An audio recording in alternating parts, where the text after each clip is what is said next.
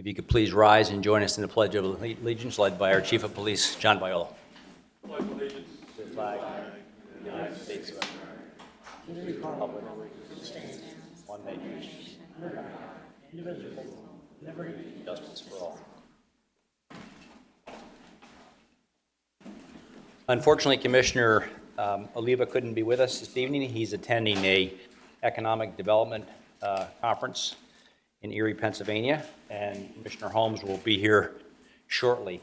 He had a business meeting, so he should be here by 7:30. So we'll turn our attention to the agenda this evening, and the first item this evening is actually public comment on the Brookline School. You'll recall that the Board of Commissioners back in February authorized the purchase of the Brookline School for the consideration of $1 from the School District of Haverford on the condition that we would not resell the property, that we would either renovate it or take it down and reuse the lot for another purpose. It's a 1.7 acre lot. Building was built in 1913.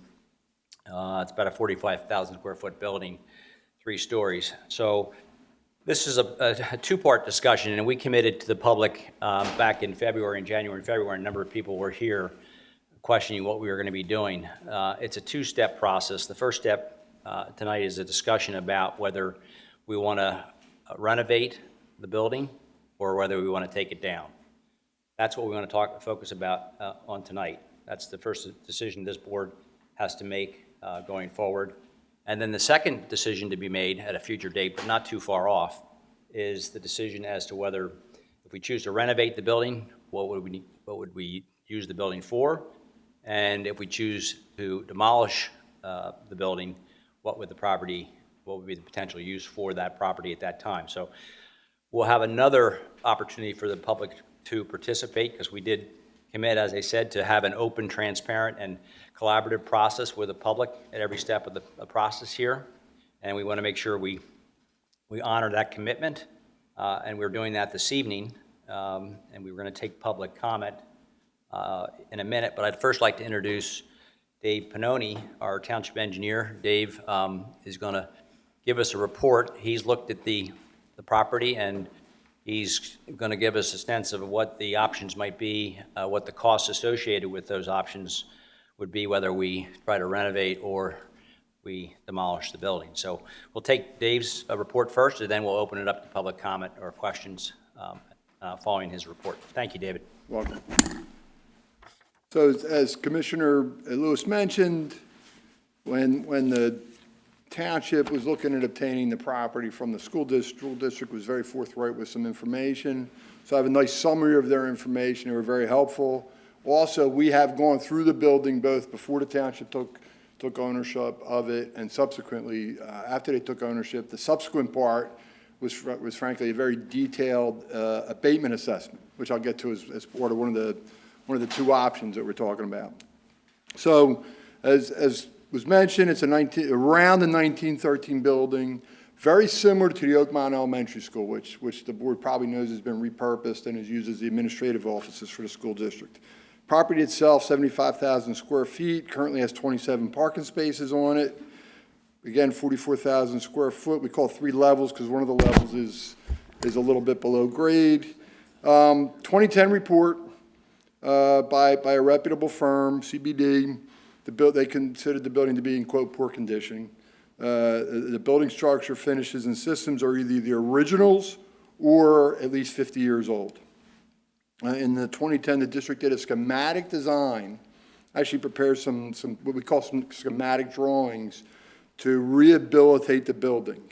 Not to repurpose the building, but to rehabilitate it as is. No walls would change, no roof lines would change, no exterior would change, but it would take the building and bring the mechanicals, the electricals, put an elevator in the building, because the building doesn't have elevator access, I believe new windows, and that cost in 2010 was $7 million, trended up to 2017, 2018, that's about a little over $9 million worth of work, project costs, to bring the building up to just a basic standard as is, not to repurpose the building.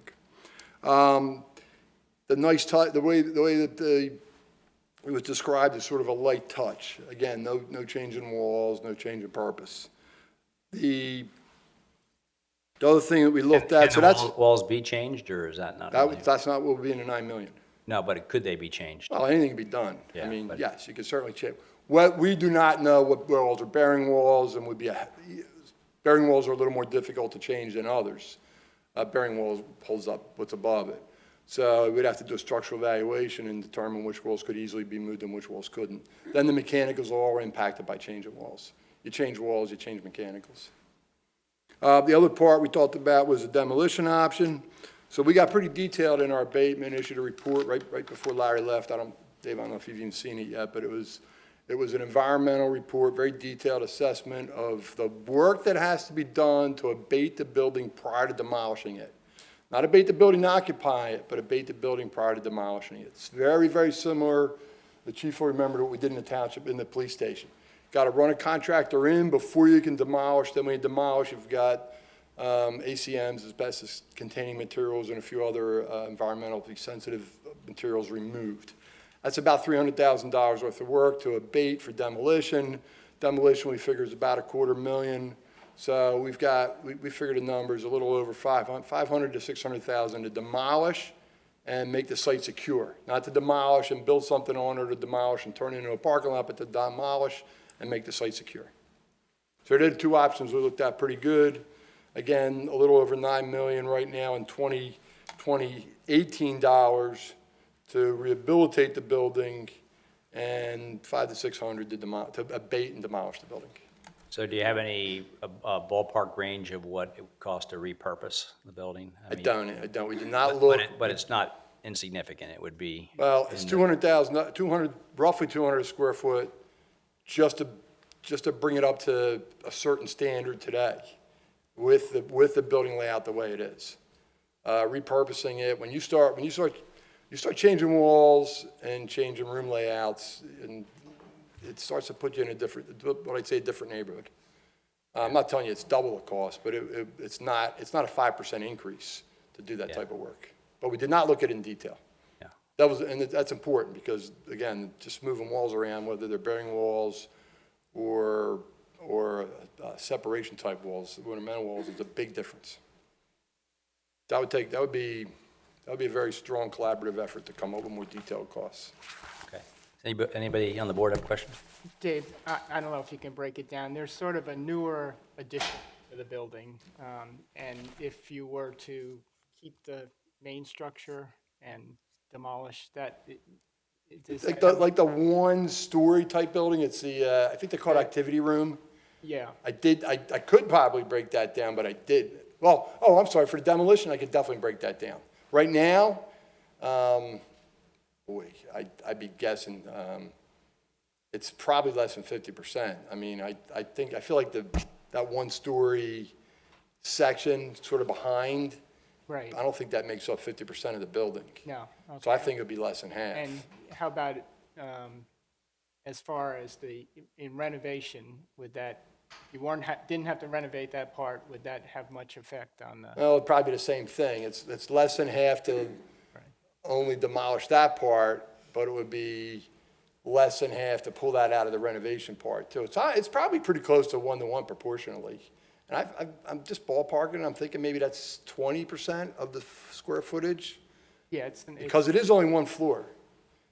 and then how about with the demolishing it, if you were to try to save the stone, is that a significant increase in I mean, cost? we see it all done all the time. You're gonna pay a little bit extra for it, but it's done all the time. It's done on all sorts of buildings of this type. There's a premium to pay for it. You gotta save it, you gotta store it, you gotta move it, but it is done. It's certainly not impossible to do. I could get tighter, as the board comes closer to decide what they wanna do, that, especially that type of question, or even those, I can get a lot tighter answers for, in terms of dollars. What about the process, the demo process? The process is pretty straightforward. So walk us through that. First thing we'll do, and the board and Larry, before he left, cut us loose to do the assessment for the environmental. That was a big step, because that doesn't happen in 5 minutes. So that's done. So we can go on the street with an abatement, bid documents and receive those bids within 4 weeks of putting them on the street. So we're ready to do that. Within 2 weeks, I could be on the street with bids to abate. By the time you award it and finish the abatement, that would probably be about 3 months. And then while we're doing that, we would bid the demolition part of the work. And the demolition, I'd probably figure 6 to 8 weeks from start to finish. That's probably long, probably wouldn't take quite that long, but if you start saving stone, a few things like that, it could be a little time consuming. But that's actually, to be honest with you, to abate it and demo it is pretty straightforward.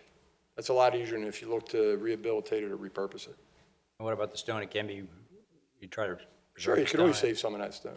Yep, yeah, it'd be a premium you pay for saving it, but you could do it. At least that's been my experience. We'll have a demo contractor to look at it before we bid it, if that's the way the board wants to go, and get a feel for the premium and make sure we can save it. But my experience is you can save that type of stone.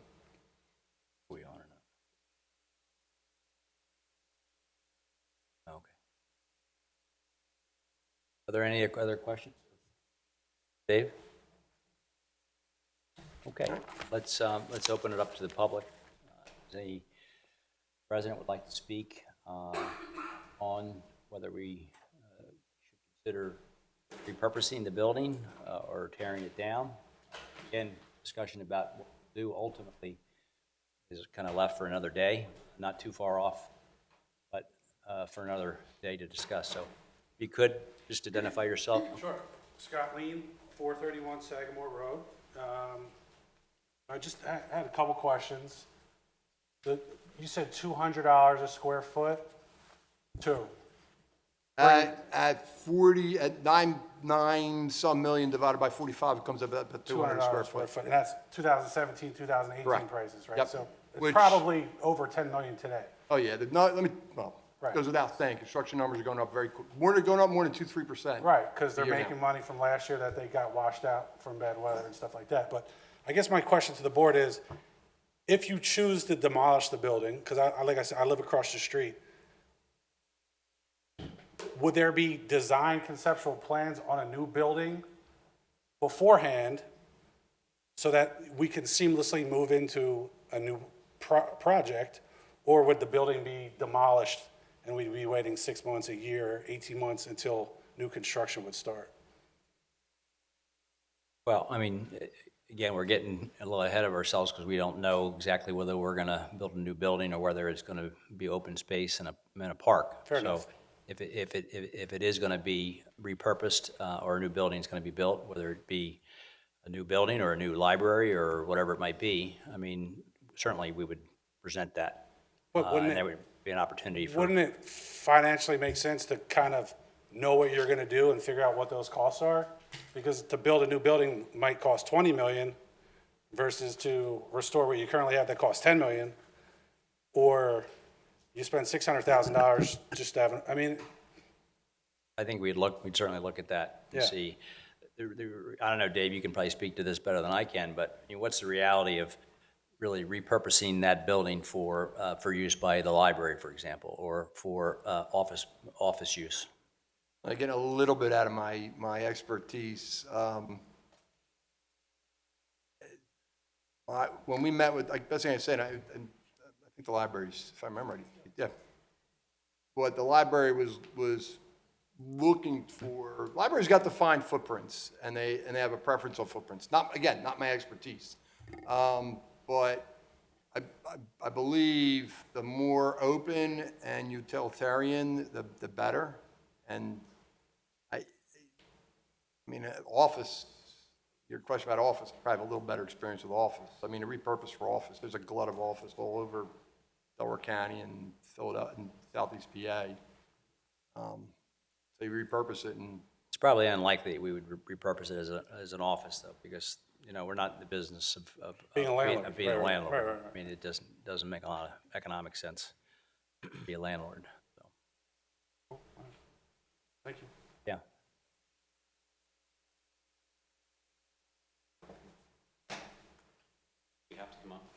Yeah, if you don't mind, just state your name and your Sure. address. Thank you. Ryan Crow, 504 Sagamore, so also right across the street from the school. I would just sort of echo the last comment. I realize you guys have laid out a stepwise process where you want to decide whether to knock it down and then decide what to do next. But it seems like you need to consider the alternatives maybe a little bit more holistically to try to understand what the alternatives are. You know, it'd be helpful, at least I think for me as a neighbor, to understand what might come next. Does it make sense to repurpose the building economically? Maybe, maybe not. It seems like we need to consider that, you know, against some possible alternatives. It sounds like the library might not be a good fit space-wise or something like that.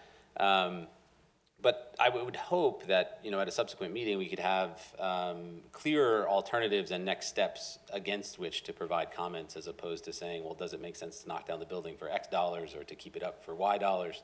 Because it's a little hard to decide that, you know, sort of in a vacuum at this point. You know, and even if the concepts are not fully costed or anything like that, park versus library versus, you know, some other space makes it a little bit easier as a sort of near neighbor to understand, you know, what we might be looking at. So, Fair enough. We'll certainly thanks. do that. Thank you.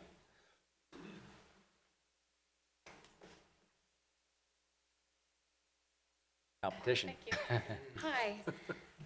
My name is Mimi Kavanaugh. I live on 509 Covington Road.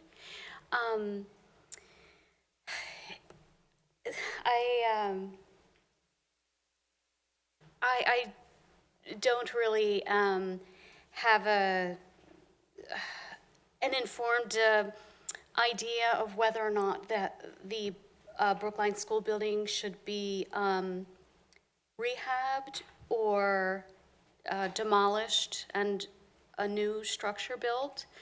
I just wanted to say, though, that I've been thinking about two things for a while. One, that property there, the grounds, it seems like it would be good for a new library. And secondly, this is a little tangential, but I was also thinking about the concept of a structure there maybe housing both a community library and co-working space for residents of Haverford Township. I know a lot of people in my neighborhood, a lot of professionals work from home. And, you know, I know that the co-working options there are plenty of them in Center City. There's some in Media and like far out on the main line, Malvern.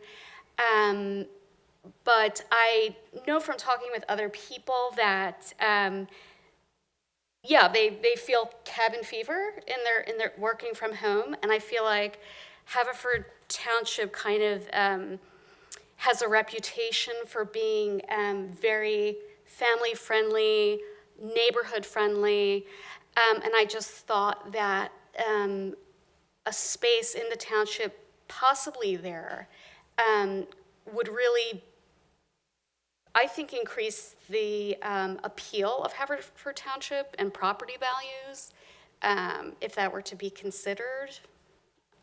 I don't know if that's in left field, but I know that the gig economy is definitely on the rise from all of the research I've been doing.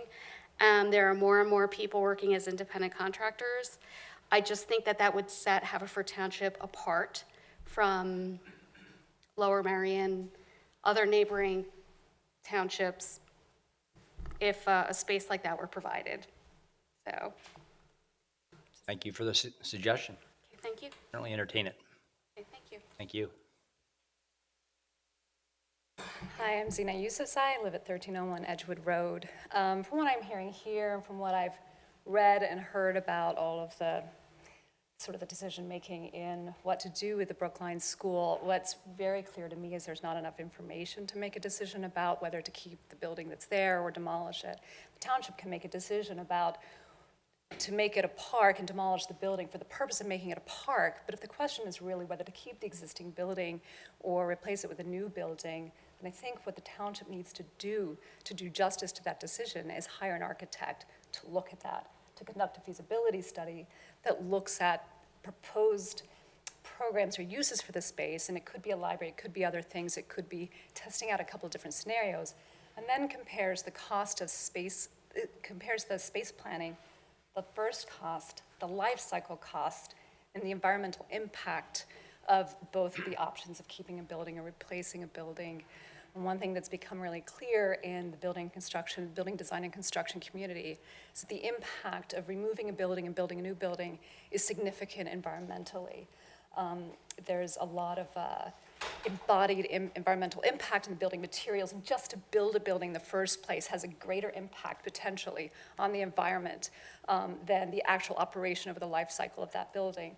The other thing I think that really needs to be looked at carefully is life cycle costing for this, because it's one thing to take this building and renovate it and say the cost of this is going to be X, and then say, but the cost of a new building would be Y, but not compare those apples to apples when you look at the lifespan of that new building, because most buildings built today are not meant for the 100 years that this building could easily last if it's renovated.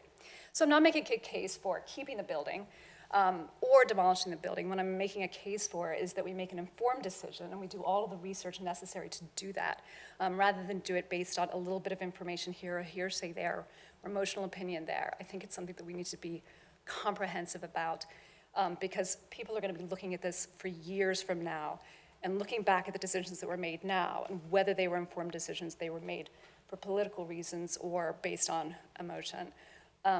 So there are architecture firms that do both these kinds of work. It's not a significant expense to do that well. And it also can start the township thinking about what it could do with the building if there's a question about what to do with it in terms of the next occupant of the space, the next use of the space. I have to say. Thank you. Appreciate your comments.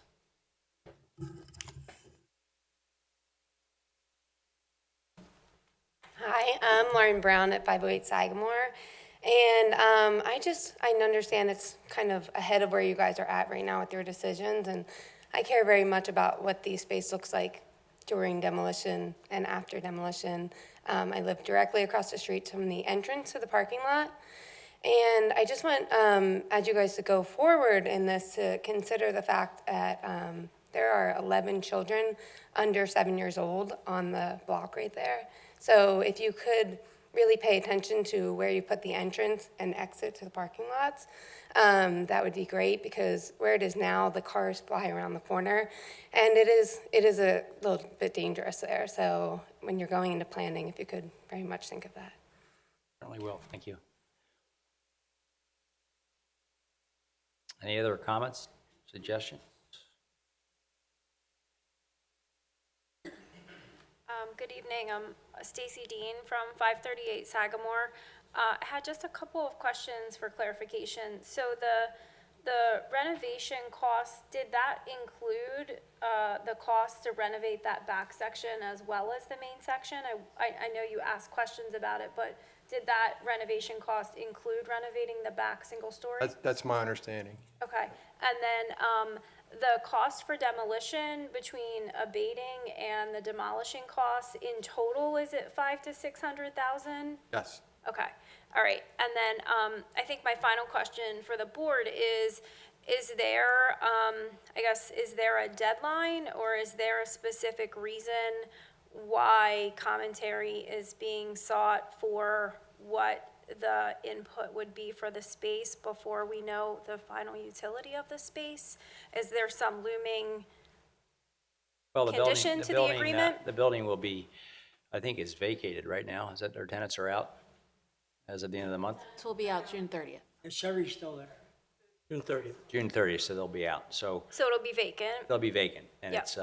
it's basically a building that cannot be rented. It's not safe to re-rent. So we have to make a decision as to what we're going to do at some point in the near future. We don't want a vacant building. For too long, for too understood. long. So I think the reason for the question was, I think I echo the comments that were already provided, that without understanding the utility of the space and how that purpose would be providing benefit to the entire community, it's very difficult for those who live directly in that neighborhood to give an opinion. And I also agree that giving an opinion based on emotionally what works for our neighborhood is not fair to our friends and neighbors who live in the Coopertown section, who may have very different opinions. So it's very difficult to give some great sound advice to something that we don't really have visibility into the total use. And I don't know, as a resident of the township, that I fully understand what the community's needs are. I've heard the needs of the library, but I don't know that I've heard the other needs of the community in terms of what the space could be used for, whether it's green space or otherwise. I don't know that I have enough information to give an informed opinion about how strongly I feel one way or the other. And I think that we really need to see that before there's an expectation of opinions. So, thank you. Thank you. I don't want to take up too much time because I've been up here before. But just to add to what the other woman just said, I'm just wondering if it's feasible to do a survey of township residents of what they might like the space to be used for. Just an idea, like Survey Monkey or, I don't know. And I do think that if that were to be done, the responses of residents that are right in that area, right around that space, should be weighed more heavily because that's, right in their front yards or, so just an idea.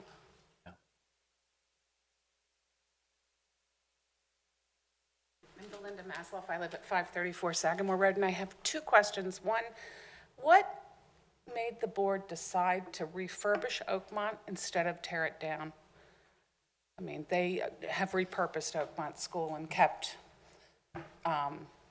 that architecture, which is so much a part of our community as it is at Brookline. And then the other question is, That would have been a decision made by the school board. I would be curious to know what the parts of that decision were, like why they kept it, because they could have torn it down like they did Manoa. Right. Or, I mean, We can was certainly there look a into that. We reason can yeah. to keep it that way? No, well, they needed space for their administrative office. Right, I know, but they could have torn it down and made a beautiful new administrative office, but they chose not to. They chose to keep it that way, and I'm curious why. And then the other question is, what happens to the library? So for me, as a resident, it feels like you guys have already made the decision of what's going to go there. No. I'm just saying, that's the way it feels. I'm not that's not saying the that case. that's true That's or not not, the but case. that's, You but can go a what number will of happen different to the directions. library space if you build the library and put the library at Brookline? I mean, I sit on the property committee with Commissioner Siegel. From a practical standpoint, that's in a zone commercial area. There's other considerations that we have to look at. You're in the middle of a residential neighborhood. Right, The Brookline School property is zoned institutional. So in reality, it can be a school and something institutional that would fit in the institutional zoning. Right. It can't be a commercial office building. It's not zoned commercial. right. It could be, the block could be finished, you could have 10 more houses there. Well, my understanding is there's a portion of that property that could have been sold. Is that incorrect? The Somebody school said that- district sold the entire property to the town. But before the school district sold it, there was a portion of that property that could have been sold to residential. I mean, that there was, it would the have to have lot been- is two parts. They my would have had to go to understanding. zoning Right. and do a subdivision. But it was theoretically possible. Anything, in theory, Right. you can do almost anything. But practicality of rezoning parcels from a public entity is difficult at best and would go So- against the wishes of the neighbors likely and fight there. So it's public the way I look at it is we're looking at public property, so we're trying to make the best use that we can that coexists with the existing neighborhood. I'm not, Commissioner Hart's the commissioner there, so he's got a better feel on what you as residents of that street would know. But from a property committee recommendation standpoint, we're kind of, we're hampered by the zoning of the parcel as opposed to, it's not that we've sat and can put anything in the building. So then why buy it? Because it's open space, the township, rather than, if they sold it to a commercial school, you'd either have a charter school, Right. a daycare center with all sorts of traffic. One of the options that one of the buyers that actually wanted to buy it wanted to run a regional area daycare facility, and the bus counts in there. If you're talking about traffic from a library versus 80 to 100 buses 4 times a day, because these would be young children, it would be a Well, I'm daycare. not even talking about it being the library. I'm just curious as to why the that's- township bought it to create to have this huge expense now and all of that. I mean, I know it belonged to the school district. The township didn't need to buy it from the school district. No, but we did want to, I mean, one thing was to protect the open space. Open space, yeah. And that was probably number one. And it was also to give some consideration to the library moving there, but that's definitely not a decision that has been made in any way. But it was to preserve it, at least the parkland as it is now, and that we would have some control over what went there. That if the school district sold the property, we lose control.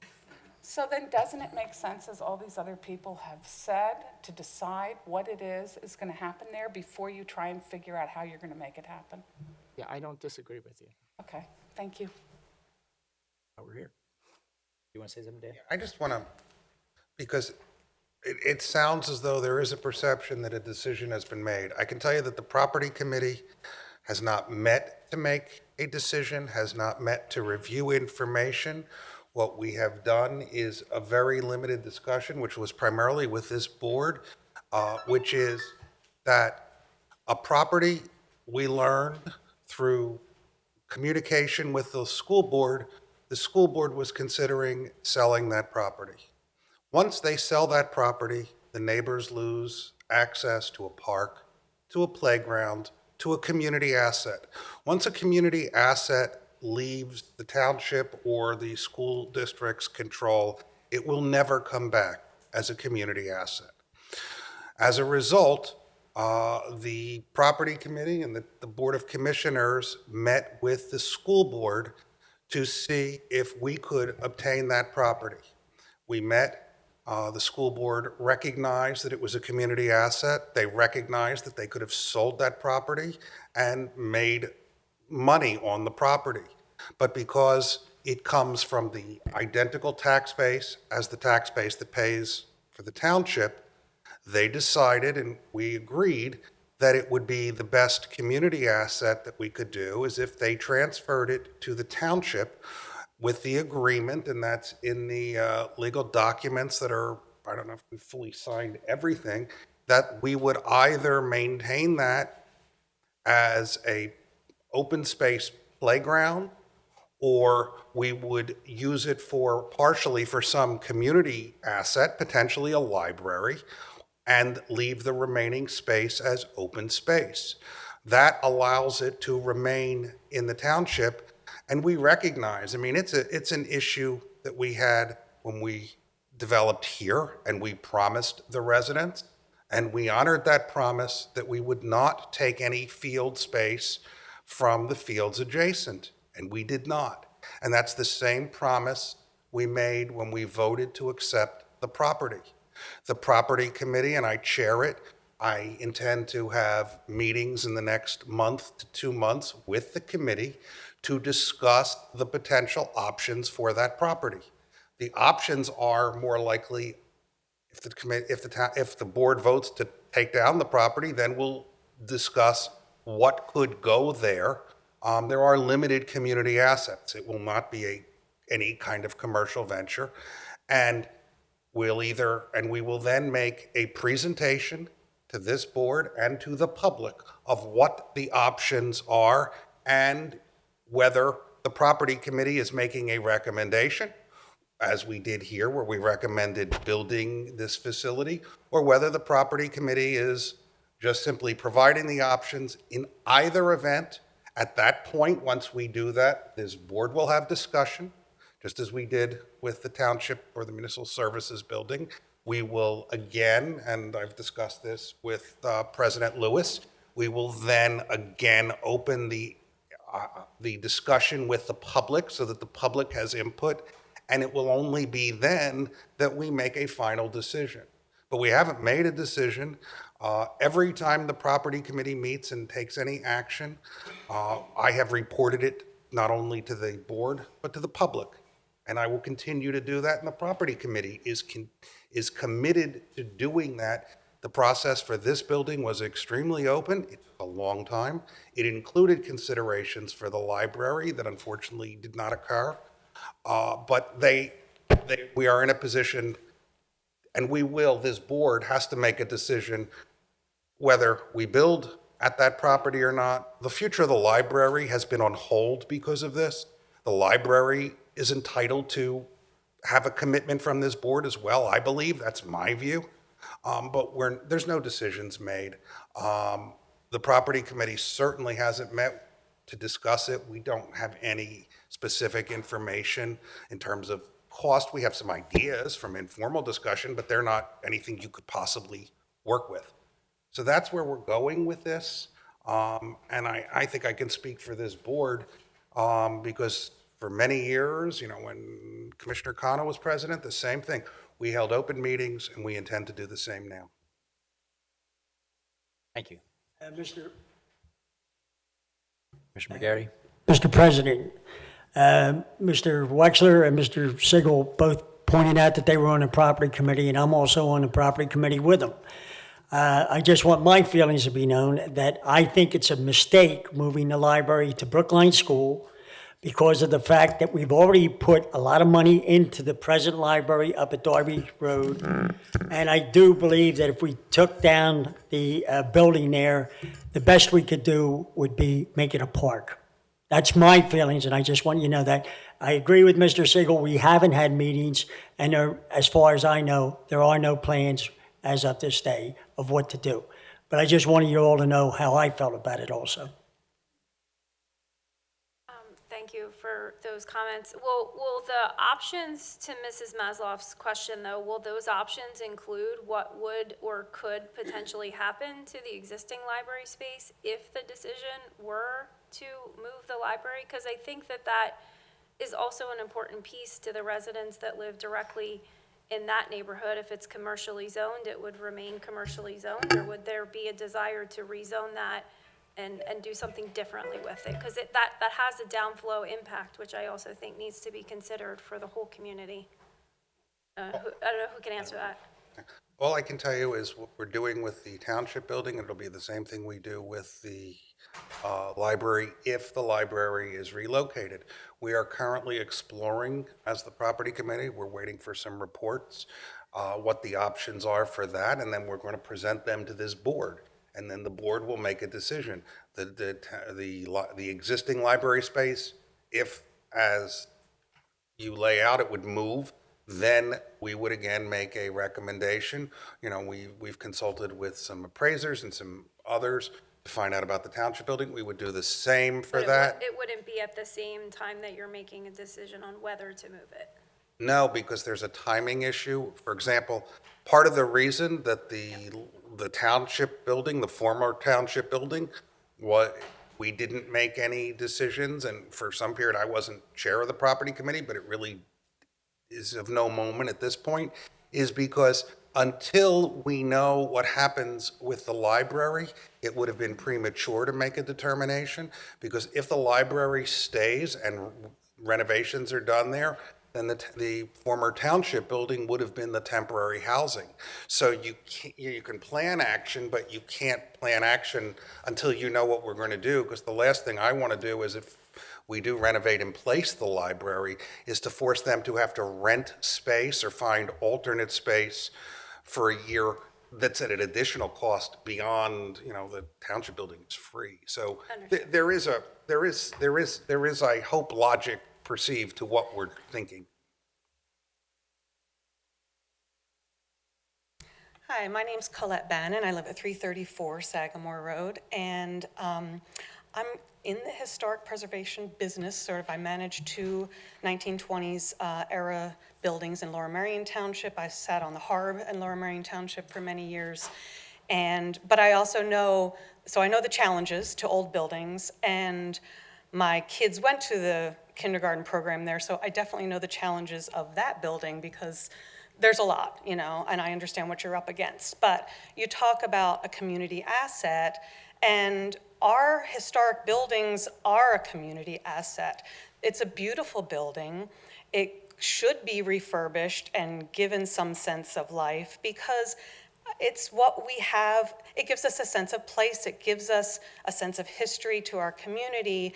And I've seen a lot of buildings in this township go down, whether needed or not. And they shouldn't. This building stood for 100+ years. It could very well stand for another 100+ years with the right renovations. And so if the question on the table tonight is demolish or not demolish, my feeling would be not to, because we sort of need we need that history, we need that sense of historic place. Thanks. Thank you for your comments. First of all, this is terrifying for me to do. You're gonna do fine. And I'm Laura Cunningham. I'm 539 Sagamore Road, and something that I would like to say is that during soccer season, it's already crowded enough to begin with. Like Mrs. Brown said, there are 11 children who are under the age of 7 years old, so it's not like it's easy for them to go outside and play. If you want to bring a library there, I'm already still at the high school. I know that every high school kid or middle school kid goes to the library after school at least once or twice while they are there. Parents then get the understanding that they're doing their homework, and we are still able to be with our friends.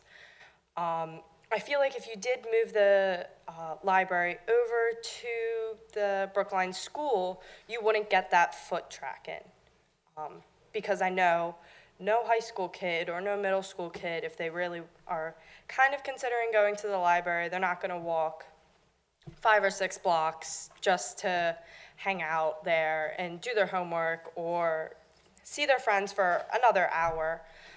It's also a good pickup place for the high schoolers who don't want to go to aftercare or aren't young enough to still go there, so they are able to stay there until their parents are able to pick them up. I know many kids who hate the bus and are willing to wait the extra hour at the library to get their homework done, knowing that their parents are going to come up and pick them up. If you are thinking about anything with the library, in my personal opinion, I feel like you should doll up the library that's currently there. It's not the most beautiful it can be, and it does have a lot of potential, in my personal opinion. Instead of wasting, say, $1 million on trying to put the Brookline School up to code or to completely make it a wonderful library. The field there is wonderful, which I appreciate you guys not selling that part, because I know my dog loves it. And overall, I just feel like if you are going to consider the library to be transferring over to the Brookline School, you should have another meeting like this, where everyone's able to come up and ask questions while you have all the amount of money that will be going into it, if you do want to demolish it, if you want to renovate it, if you want to just bring it up to code and let it be rent out. And if you just wanted to bring it up to code and just rent it out, there's always the township building, instead of wasting the extra money. Thank you. Actually, I had a couple of questions, if you don't mind. So, I think when we were here a few months ago, the consensus of the pushback was the lack of childcare.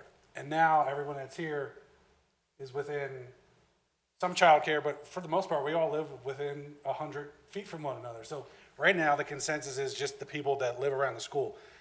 And Mr. McCluskey adamantly, I remember him saying that he's put 3 kids through daycare in Ardmore, and you said that the township is losing money, and you thought about conversations of rezoning the property. I guess my current question is, what is the market rate for that building today? Like, what does that building generate in monthly rent? It's a negative. I mean, just to clarify what I was saying. I was talking about the need for childcare options within the township. Right. And so there is an existing childcare facility at that building currently. Right. But the school district was serving as the landlord of Okay. the property, and it was not a money-making venture for them. And part of why they were going to sell the property was because they wanted to diverge themselves of that property. They weren't doing any services there. They were simply serving as a landlord to multiple tenants. Right, but if a childcare operation was to go in there, what would be the estimated rent that they could expect to pay for a building of that size? $5,000? So the township is not going to be a landlord at that property. That's not our business. The concept the concept for that was if the property was sold by the school district to an independent developer, they may have wanted to put a child care facility at that property. Or it could have been sold to a developer who wanted to put 25 residential houses. Or it could have been sold to a developer who wanted to fight zoning and rezone it to a commercial property and put in something else there. And the decision made by this board was, rather than put it out to that type of commercial venture, Right. was to take the property and maintain it for some public use. So, I mean, that is where it is now, right? So the township itself, we're not in the childcare business. So you said it was zoned for institutional zoning. What are examples of institutional zoning other than education? Schools and other things like a township building, police department, Okay. those type of things, it's institutional use. It's done to protect the residents because Right. you're adjoining residential use. And when we had the meeting about the childcare, part of the concern at that point was you had to sign up for childcare for kindergarten services, for wraparound kindergarten services, Yes. the next month, okay? Since that time of that meeting, the school district has worked with other private entities, and there's now there's more slots for kindergarten kids in AM or PM for wraparound services than there were before. They're just not all at the same facility anymore. So the problem has not been solved. There's still an additional need for childcare avenues, but that's a market factor. That's a commercial entity that's going to come in and recognize that need within the township and offer that service. Okay. This is not to be like a smart comment, but I sit here and I wonder sometimes, you paid $1 for a building and you're faced with all of this public backlash. I often wondered, like, don't you wish that the school board just demolished it for you and then you bought it for $1? You wouldn't be tasked with all of these? Scott, that's the words I said to him. They weren't going to do that. The school board was going to sell the property to a developer. Demolish. Okay.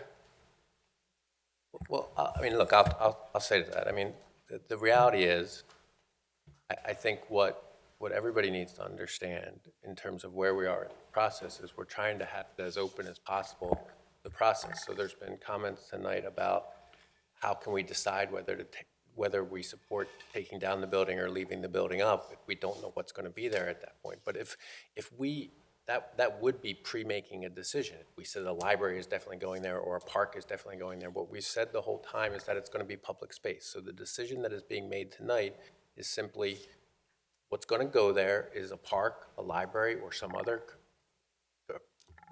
public use facility. Those are the options, and the options we're presenting tonight is the first step, and it's whether we want to spend the money to renovate the existing building into something that could be actually used, and that's what the report Mr. Pannoni gave tonight. The numbers that he gave tonight were to renovate the building with the walls, so it's a classroom. The Oakmont School building was brought up. That worked for offices because the classrooms were just turned into offices. It doesn't necessarily work for a library. It doesn't necessarily work for a public space that has work from home capabilities, or I forget what the terminology is called. So those are the decisions that are being made. We can't force feed what are the next steps to that as to what would happen to the other library, what would happen to the township building. We're going to try to take this one at a time. Can you come up to the podium, please, and state your question? Go next. I'll be after. Why would you demolish a building if you're going to put another one there? Just like, why would you keep it if you're going to put a park? Don't you have to know whether it's going to be a park or a building? Well, Before you decide what you're going to actually do with it, don't you have to decide what's going to happen to it? well, I think that, and I'm just going to speak for myself because you asked me directly. But so the question that's being done, right, is if you tear down the building and you make a park, that's one option. Right, but The other option is to refurbish the building for something within that existing structure. What Mr. Pannoni reported about, that the cost for this as the structure stands now, is $10 million. But right? why would you refurbish it if you're going to make it a park? Well, I mean, so wouldn't you need to know we whether wouldn't, it's... we wouldn't make it a park if we decided, if the So vote, then that's the question. What is it going to be? Is it going to be a park or is it going to be a building? Because you guys throw out like that it's going to be maybe a park, but A decision hasn't been made. That's so what we're saying tonight. then So. why do we make the decision whether to tear it down or refurbish it or make it a park if we don't know if it's going to, we're going to need a building or we're going to need a park? because the decision, the wheels. But you're deciding what to do with the building before you know what you're going to do there. Kevin, And if- I agree with you. I think it's difficult, if we're gonna renovate a building, you have to have some sense of what you're gonna renovate it for. And you have to, you know, if you're gonna weigh the option of, well, we wanna move something there, what would it cost to build something from, But we wouldn't renovate a building for a park. right, no. So then why would we discuss whether or not we're going to renovate or demolish if we don't know if we're going to do a park or a building? Because the reality is, if we wait to make that decision, there's going to be an empty vacant building there for the next year and a half. And that's not going to be beneficial to any of you, any of the neighbors, right? Why is it beneficial to rush into? If you could just come up to the podium, please, if you want to speak. So I think this was to the point I asked earlier. Sorry. Why would we rush into a decision to spend, whether it's 10 million, maybe a little more for 2019 dollars, or whatever value a library cost estimate is going to come back for? Why are we, I understand it's in nobody's best interest to have a building vacant. You still have to secure it, you still have risk, you still have insurance, I get all that. But why, that has to pale in comparison to the thought of spending $10 million taxpayer dollars, or somewhere in the neighborhood, certainly similar to that, to put a library on it. Why are we rushing to do that? I just don't, what's the cost differential and what's the risk differential of just taking the time to make the best decision for the needs of the community? I guess I just don't hear enough clarity to the needs, and I don't understand why we're rushing to spend all of this money, and I haven't heard the cost estimate for a park once. Do we have that to even do a comparative? I don't see what the rush is. But all we're doing now, we're not voting, even if we I voted. understand we're not voting. Even if we voted on this, we wouldn't be voting to spend the $10 million now. All we're voting on is whether to tear the building down, keep it up. And I'm if just we asking, if we vote to what's the keep it, rush? and if we vote to keep it up, then we'd have to vote on what to do with that building, what the space would be, and that would be the process. So if we can agree, Yeah. Do we know the cost of a potential park? Because I have yet to hear, I hear a lot of. It's a lot less than a hypotheticals. building. Right, I hear a lot of hypotheticals, park, but I have yet to hear that. right here. I'll let you. No, it's okay. So I don't know if all my neighbors would agree, but I applaud you guys for taking this off the market and not letting the school district sell it. And I feel a little bit bad that you're kind of getting beat up for doing something that would have otherwise been, you know, another apartment building or something like that. So that part was good. Now we seem to have sort of a solution in search of a problem, and it sounds like the library is not a great fit, either because you're gonna have to start with a brand new building. There's lots of, you know, proximity to the school issues that would be, you know, sort of unsolved by moving the library over there, putting it in a residential neighborhood, all that kind of stuff. So it all kind of sounds like you're leaning towards park as the default, because that's the cheapest option, and that may make sense, and that's easy. But are there any other than library or park, are there any other alternatives under consideration that we can point to as a concrete alternative? Because it sounds like if we're getting towards sort of library or park, it's basically spend a lot of money to move the library and maybe sort of de-optimize where the library is in the town, or put a park there because we wanted to keep it off the market, and we all can agree, or many of us can agree, that that's a good idea. And we put a park there instead because you can't just leave a vacant building sitting there forever. So is there anything else that's under active consideration other than the library or a park as sort of the fallback? There might be some other community, department. might be some other community use building. I don't know. I can't think of anything. I think they're basically You summarized the options, probably. So we have a space, but like nothing to do with it. So other than a park, because the library is like not great, which is fine, which is good. I mean, you got, I think that, you know, we just need to sort of clarify the options. There are benefits and there are negatives to moving the library there. I wouldn't say that we're leaning one way or another, but I certainly am not, I certainly have not ruled out a library there. When we took the property, we said that the most likely uses are either a park or a library. I, speaking for myself, and I can't speak for anyone else, and we'll hear what recommendations are through the property committee, believe that those are the two best options. Right. Having a building that costs $10 million to renovate, to bring into really not something that's useful to me as a personal matter, isn't a practical use. We don't want to leave regardless if we're not, you know, a building there that becomes an attractive nuisance, it becomes a liability issue. It has issues. Right. So, and the designs of libraries, and even though we haven't looked at the library here, I can tell you, I have seen in 10 years on this board, many library designs. Most are large, single, open spaces that are configurable, that are flexible, that contain meeting space, they contain space for books, they contain space for computers, they contain a lot of things. A building like the Oakmont School, and I'm not an engineer and I'm not an architect, but I can tell you that just, you look at those old school buildings are not configured in a way that would easily be reconfigured Right. to be a library, and the cost of, you know, renovating that would probably be significantly more than building a new facility. There are times when you make that decision. You know, we made the decision not to renovate at the old township building, and certainly I don't think the police wanted us to renovate their police station. And sometimes it makes sense to do that, and Oakmont School probably is that option because they needed offices. Offices can be discrete things, but I don't see how a library fits in an old school without being significantly, you know, you basically have to gut all the walls. Right, so it sounds We like haven't asked- reluctantly, you're gonna have to knock it down, unless you have some obvious new third way that we haven't thought of yet.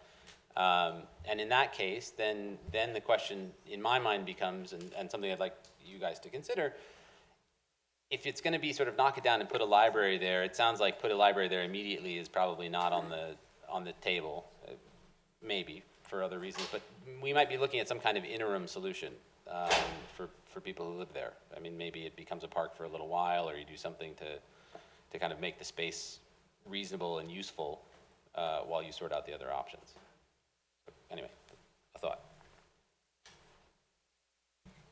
Rebecca Timma, 1201 Edgewood Road. Is Havertown experiencing, or Haverford Township experiencing population growth? Can you answer that question for me? No, it's pretty much stagnant. We're up there almost 50,000, is that what you mean? We've been holding it, that number. Yes, and what are the projections? Because we don't really have, there's a pretty much a fully developed community. We're full, yes. We've seen 2,000, close to 2,000 people at the reserve, but that's the only growth area, and that is about to max out. Yes. I think it's hard to purchase a house in Haverford Township right now. You could either see a sign that says under contract, open house canceled, or sold. And that's what we see in the community. If you were to go to the Brookline School today, do you know what you would see there? You would probably see children from ages 0 to 99, all experiencing something at at Brookline, whether it's a weaving class, whether it's a hot meal, playing billiards, singing songs, playing the piano, experiencing a walk around the block. You would have children playing out in the fields. You'd hear their voices. Surrey Services? I'm talking about Surrey, and I'm talking about the K Club. I'm talking about the daycare. I think there is a need in Haverford Township that spans the whole population, all ages. And by silencing the Brookline School, tearing it down, I think you're not going to be serving the community. You may be serving answering some sort of a financial short-term solution, but I don't think you're serving the community best. I would venture a guess to say that about 70% of the people in this room have a connection to the Brookline School, be it their parent, their grandparent, a child, somebody went there for something.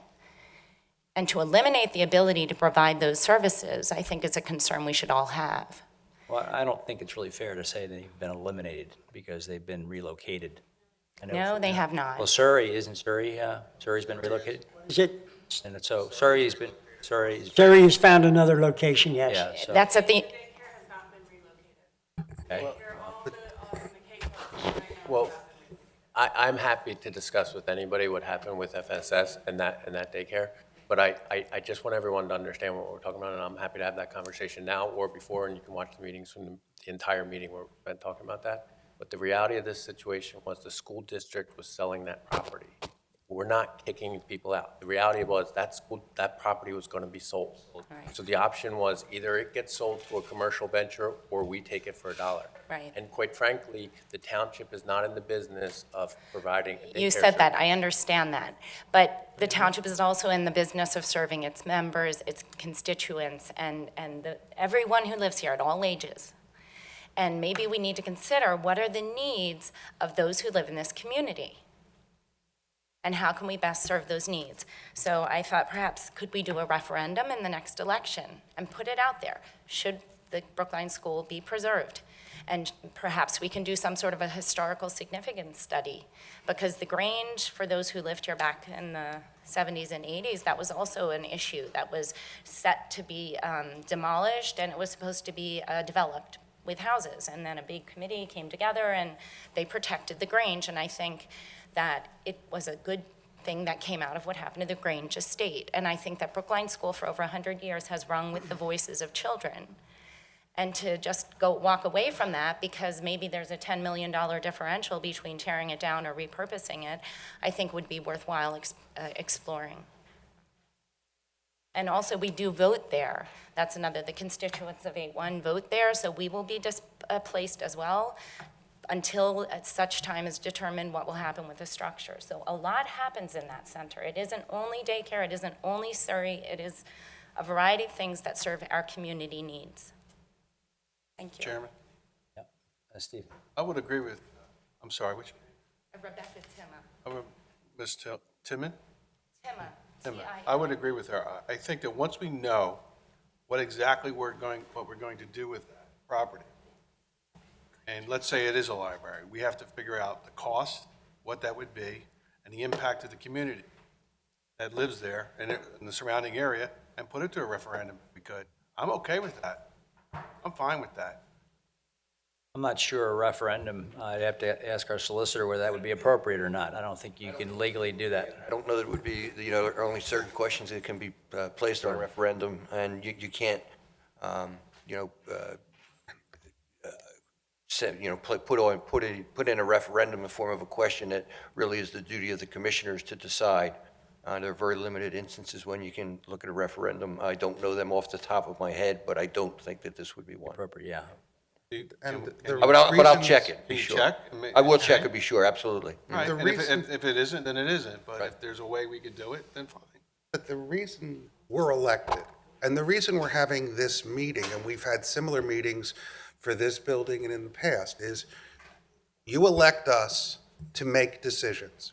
Are you going to agree with us all the time? No. But our role is to make those decisions, whether it's how often your trash is collected, or whether we build a new library, or any of those. And that's our role. I don't believe that referendums are the role for doing this. And that's why we can make those decisions. We can make them within a timely manner that can't be done if we're waiting for elections. And so I believe it is our role, and that's why we're here. You can disagree with us, and that's fine. I don't expect everyone to agree with any vote I take or any of my colleagues do. And then you have an option, on election day.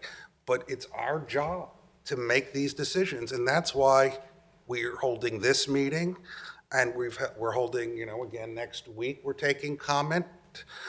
And we've done that for years. We were in the auditorium of the middle school over what to do here, what to do at the police station, and at that time, what to do with a library. So we listen, but then it's, that's on us to make those decisions. Any other comments? Yes. My name is Malcolm Woodman, and I live at 1218 Larchmont Avenue. And we've been living there for 50 years, and that's my wife and daughter. We have 6 children that all went through Brookline School and went on to the Haverford system. The public library in Haverford Township, compared to this facility, is sort of disappointing. The public library in Haverford has served us. We made it serve us. And it's not a good site. It's not even a good site. We went through a renovation there where we rented out half the library to this place on the corner of Manoa Road and Eagle Road. It was a lawyer's offices. And it was, you know, Havertown and our Haverford Township, Havertown, is a good place. It's becoming better and better and better. And I just think that to say you can just renovate that building there, they tried it. It didn't work. They expanded it a little bit. It's just not a very good facility. Brookline School would be an excellent place, renovated or made into it. This facility here, I believe it cost $27 million. 17 million. I'm sorry? 17. How many? 17. 17 million? Yes. Okay, but it wasn't stuck on the taxpayer. It's a bond issue, isn't it? Why couldn't the library be done something like that also? It's certainly Haverford Township is worthy of a decent library. And that building is a perfect place. Now to repurpose it, yeah, you do that. They're all over. There's a building of a school, an old school on Bryn Mawr Avenue across from the hospital there. It was repurposed. I don't know what the name of that school is, but it was repurposed for a medical facility. I'm not saying we should do this, but they have an MRI in there, they have a CT scan in there, they have x-rays. They've got all kinds of things that had nothing to do with the structure that was there.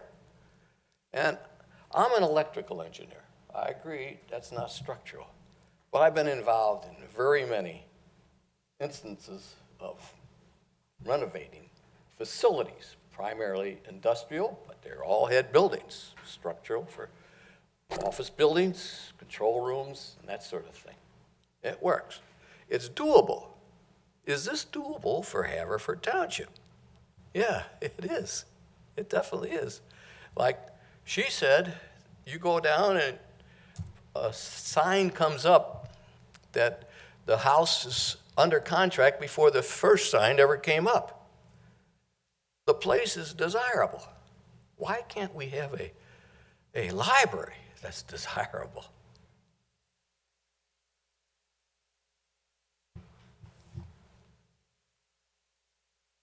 Thank you for your comments. Anybody else have any questions or comments? I would just close by saying that we, as we committed from the start, that we will have another opportunity for the public to express their views based on what the property committee recommends to this board at some point in the future, so you'll have an opportunity. Can I just make one addition? As we mentioned the referendum. Back in 1965, the school board decided to build a new middle school with Coopertown. And it went on. They bought this under, what do you call it, where you take over a property? Eminent domain. They bought the property under eminent domain. And they went on to build, or to try to build the school. Well, there was so much opposition that it went on from one suit to the next suit until 1973,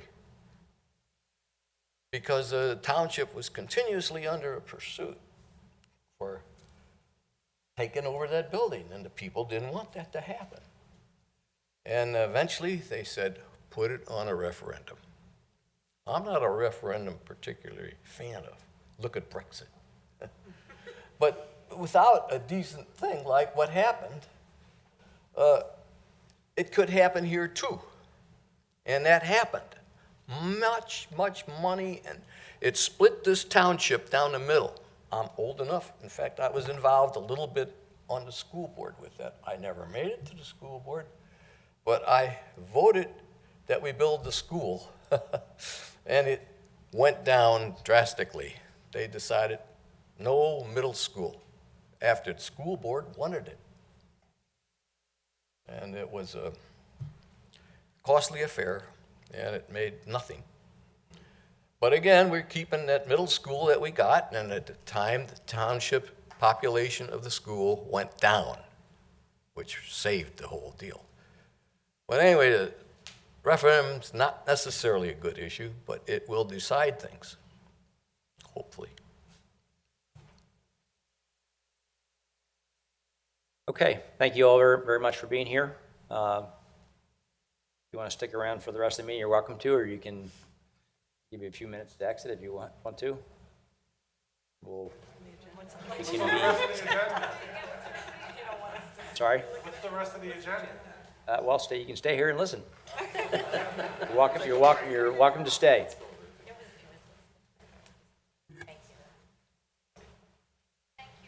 Thank you. Thank you for coming. Thank you for your comments.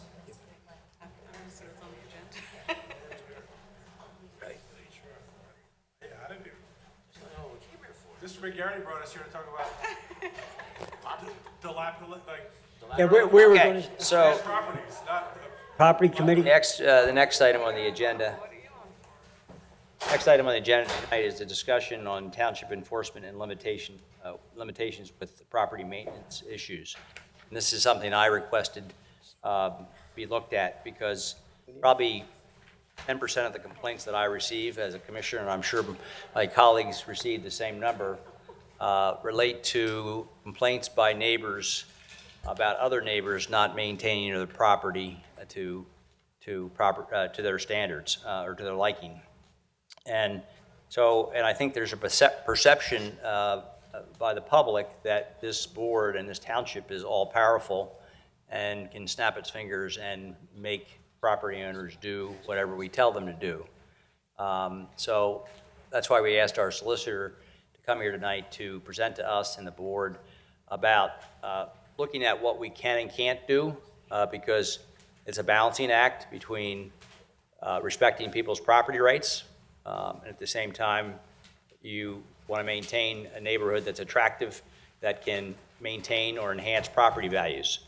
So the question is, in my mind, I want to make sure that our township, because I get so many complaints about property maintenance issues, I want to make sure our township and its process for maintaining properties is as strict as it is in Lower Merion or Radnor or anywhere else. So that's what I want to make sure of, while at the same time, obviously protecting or respecting property values.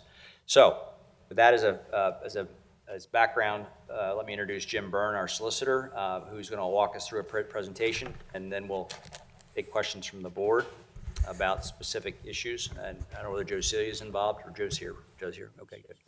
Okay, thank you, Jim. Okay, thank you. Thank you, President Lewis and members of the board. The question that was posed to me was to give an overview of what the enforcement and limitations on property maintenance issues are. And I'm trying to do that, but I can tell you to start out that I'm still learning about it. I've been representing municipalities for about 35 years, and I can tell you that there's not a month that goes by when some kind of property maintenance issue doesn't come up that I don't know the answer to, and I have to find out the answer to. So I'll give you the overview. I can give you as an executive summary. I think that Haverford is as strict as any town that I've represented or that I know of, that there is a system in place here, and I think that we are on board to keep the town in as good a shape as we possibly can while still respecting the rights of others. So let me, if I could, I did a little PowerPoint presentation here. And one of the issues you talk about, what are the limitations, and one thing you got to think about is, if I can find its arrow, Kelly, what is it? Here. Okay, so You talked about this earlier tonight. The population in the town, while developed is, and you know, pretty much fully developed the town, is approximately 50,000 people, and you have approximately 20,000 or so housing units. That's a lot of space and a lot of responsibility to keep up. When I started representing different townships and things, there was an old solicitor that told me one of the things you can't do is you can't legislate good neighbors.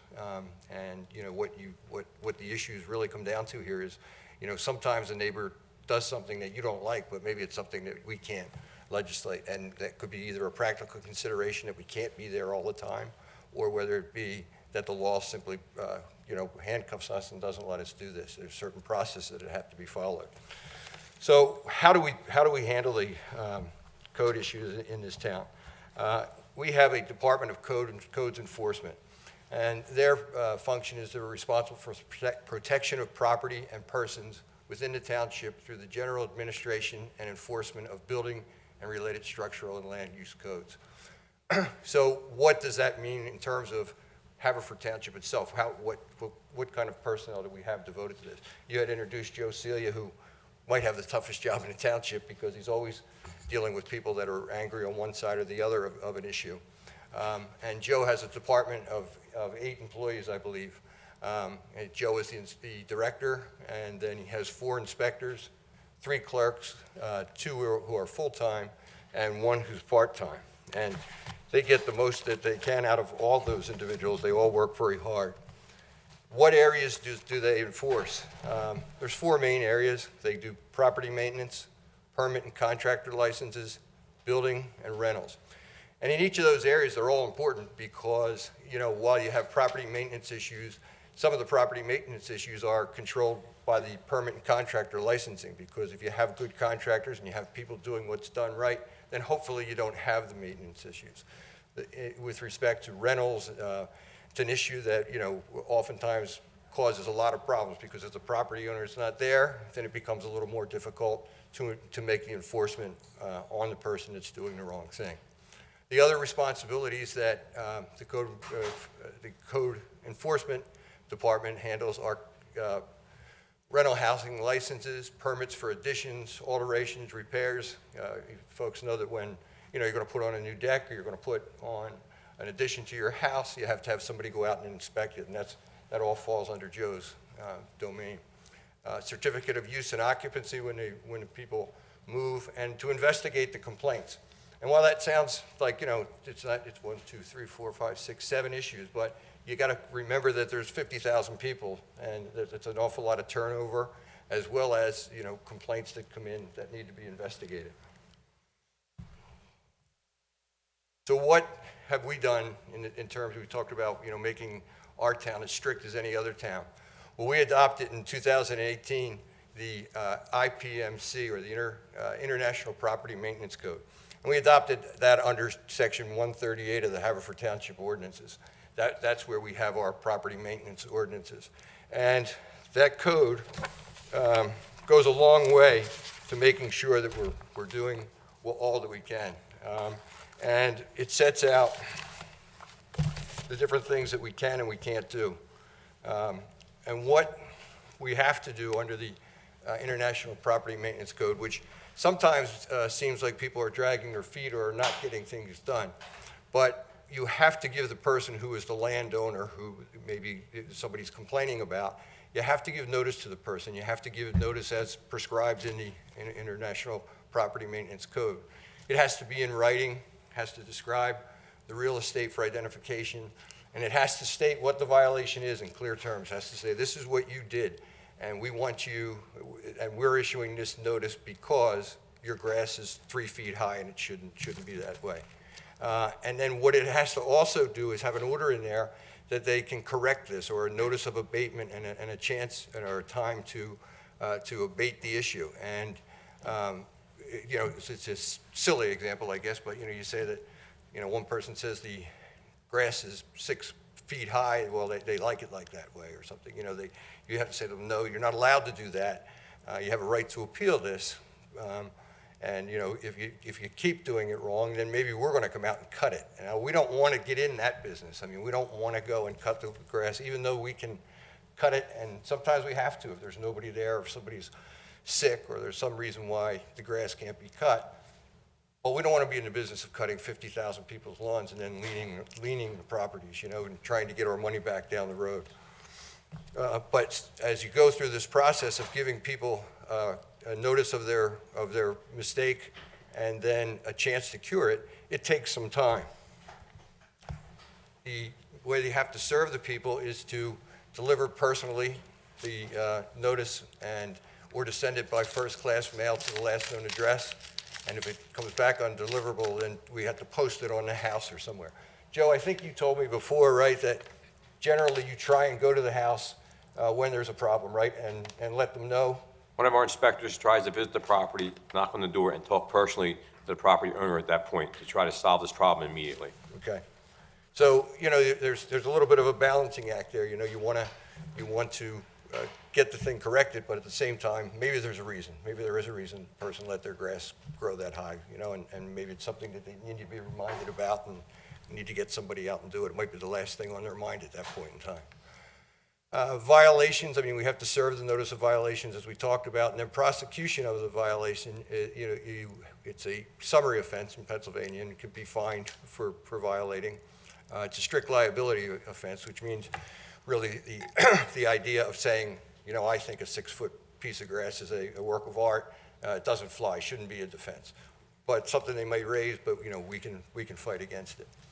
And then in addition to giving a violation for a notice of violation for a summary offense, there are other things that can be done if in fact it continues. And those types of things are, go to court in media at the Court of Common Pleas and, get an injunction issued or some other type of action in equity to get the person to correct or abate the violation. Again, that all takes time, costs a lot of money. What you really are trying to do, again, back to where I started from, is, hard to legislate good behavior by neighbors. Okay, this is really just talks about, what can we and can't we do? Like, again, our hands are tied by state law. Like, when we adopt this property maintenance code, it not only tells us what the people in the neighborhoods can and can't do, it tells us what we can and can't do. One of the things that we must do is the abatement, give a chance for an abatement of a violation. So we're not going to go out and just take somebody to court the next day. We're going to go out and say, we're going to give you 5 days, maybe 10 days, maybe 15 days, depending on what kind of offense it is and depending on how many times before the person has encountered this issue. In Haverford, our most common issues include property maintenance, if a house is looking at shambles, snow removal, you got to get out and get people to get the snow off their walks so that nobody gets hurt, overgrown brush, grass, and weeds, and unlicensed cars. And that just says we already talked about that before, Chapter 138. Again, we have to file the procedures in the IPMC. Our code enforcement office follows the following process, and Joe, if I'm off here, let me know, okay? But what we do is generally we'll get a complaint received, and those complaints are from either from another resident who's complaining or from one of the code enforcement officers who's driving around and maybe sees it himself. After we receive the complaint, the code enforcement officer, as Joe talked about before, will in just about all attempts, go to the person and give them a courtesy notice, because we don't want to just go banging out there like a Gestapo or something. We want to give them notice to try and correct the violation. Then this is a notice of code violation. If the courtesy notice doesn't do the trick, then we issue a notice of code violation. And the notice, there's a form of a notice right there on the right, on my right.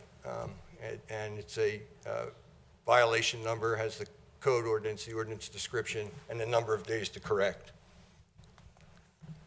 We notify the property owner, and we have to do this by the rules, by certified and regular mail. And if it's not claimed by the certified mail, then we can issue a non-traffic citation from the magisterial district court. And the district court mails that out. again, that's the thing that takes time. I mean, because we have to send the letter, we have to see if the letter's received, go to the district court, say, here was the proof of what we did. The district court then has to issue a citation, and the citation goes out. All the while, the grass is still growing. That's just an example of a non-traffic citation. Back to the process. The court can issue a warrant to be served by the constable to go out if the person's not answering. Again, it's very difficult because you only have so many constables in the town, and there's a lot of issues that go on in a town of 50,000 people, and these constables are responsible for sometimes transporting prisoners, sometimes picking up people on criminal warrants. There's a lot of different issues, and maybe the idea of high grass seems important to everybody, and it is, or the maintenance of a house, but you can see how easily it might get pushed to the back of the pile of the constable's warrants. After we finally get the person served, then they have they have a chance to plead guilty or not guilty. If they plead guilty, a fine's typically imposed of maybe $50 to $100. It can be higher, it can go up to, I think, $1,000. And again, that would be something that we argue to the court, that this should be higher because the person has done this 3 or 4 times or has left the property a wreck. If they plead not guilty, then the court schedules a hearing, and the hearing can happen in 2 weeks, or it sometimes goes up to 3 months, because what ends up happening there is they get a notice to come to court. They're allowed to have a lawyer, they're allowed to be represented. The court has to fit it in their schedule, so that can take more time.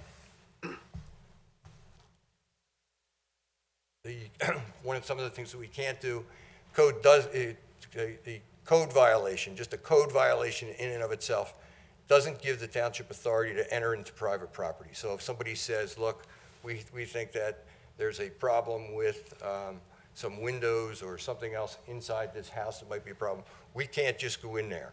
What we would need to do is get the permission of the property owner, or else we have to get some type of search warrant, either from the local magistrate or from the Court of Common Pleas. The code enforcement officer can and does knock at the door, but if the owner-occupier communicates they want the officer off the property, they have to leave, and we have to take the next steps, which, again, all take time. The only exception to that is narrow, and that would be if there's a real life safety issue. And a life safety issue under the International Property Maintenance Code is very narrow. The exception's a narrow one, and you really have to prove some issue before you can enter somebody's property. So that pretty much sums up, what it is we do and how we do it. I can tell you that, again, that I've represented a lot of municipalities over the years, and I think that Haverford does as much or more as any township I've ever worked in or with to keep the property issues up to date. I'm happy to answer any of your questions, or Joe, is there anything you think I didn't touch on? Let me just so Mr. Chairman. Go ahead, Amelia. Mr. Chairman, I think Joe's office does a fantastic job handling these complaints. He gets called out, your office gets called out on many issues, and I have a few on my ward that Joe's been out to. What concerns me is when a house forecloses, the banks take it over. They're not maintaining the properties. Grass is growing. I have a house on Lincoln, 400 block of Lincoln, where the chimneys fall down, where somebody, if the bricks go flying, somebody can get killed. There are rats there.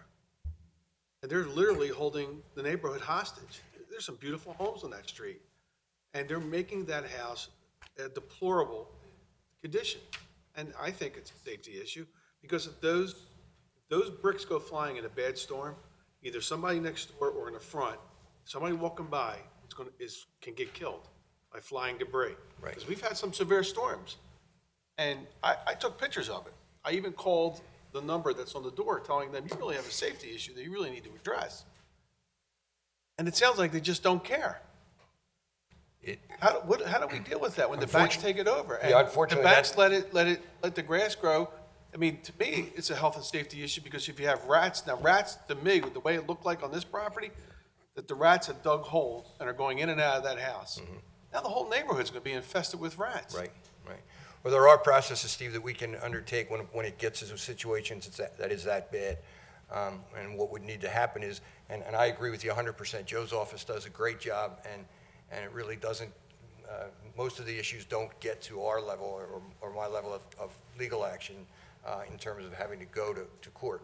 But if you have a situation like that where we can really prove that there is a public safety danger, we can go to court and do something on that. Now, it's going to take a little time, and unfortunately, when you have banks or foreclosures involved, it takes a while. And you might be, you are right. I'm not. You might be right. But you're right. You have somebody that from a bank that their property maintenance division is located in Chicago. Another state. Yeah, Right. and it takes a while to get them served. Takes a while to get them into court. But it's something that we would chase vigorously if it's brought to our attention.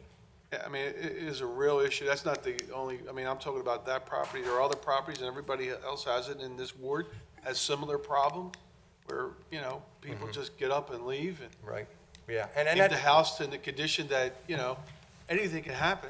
Yeah, and that is, I mean, it's not unique to your town, I can tell you that, and it's not that it's not for a lack of effort that on the code enforcement office that those things happen. It's more of, So we have cited them, correct, Joe? We cited them several times. Yes, sir. Okay. In fact, made contact with them, written phone calls. At this point, we're at their mercy unless we're going to do something ourselves as the township. What do we do now that, we've cited them, we've had communication with them, and it's still going on? Yeah, well, I think one of the things we can do is we maybe can take some steps under the Blighted Property Act where there's a property that's vacated and, there's an out-of-state owner or something like that. I mean, we can look for steps through that act. We can also go to court and get injunctive relief or equitable relief, directing them to do that. And then lastly, what we can do is we can go in and fix the thing ourselves. If it's a life safety issue, we go in and fix it and then lien the property. We've had some properties where we've had to do that in town. And problem with that is, you're putting out township money to make the fix. And generally, when the people aren't answering you, it's because there's something wrong with them or they're out of state. So you have money that you're spending or hours that you're spending from an already strained office. Yeah, I mean, I understand you put money out, and I think sometimes you have to, because, you have people that can't even sit out in their yards because the rats are running around. Right. If a rat's going after a little dog or something, I mean, there are people there that have small animals, and I mean, I was there on, was it Saturday? And I saw, there was a rat, and not a small one, a big one. Right. And I put something over what I thought was a hole, which is not gonna do anything, because they'll probably move it out, but the neighborhood should not be held hostage by corporate America. No, I agree with you. And we need to do what we need to do to make that neighborhood whole again and safe. And I think if we have to spend money, we spend the money. Yeah. Because it's not fair to, I mean, there are children there, and to me, it is a safety issue. Again, you saw, Joe, the chimney. How big was that chimney? I felt it was dangerous.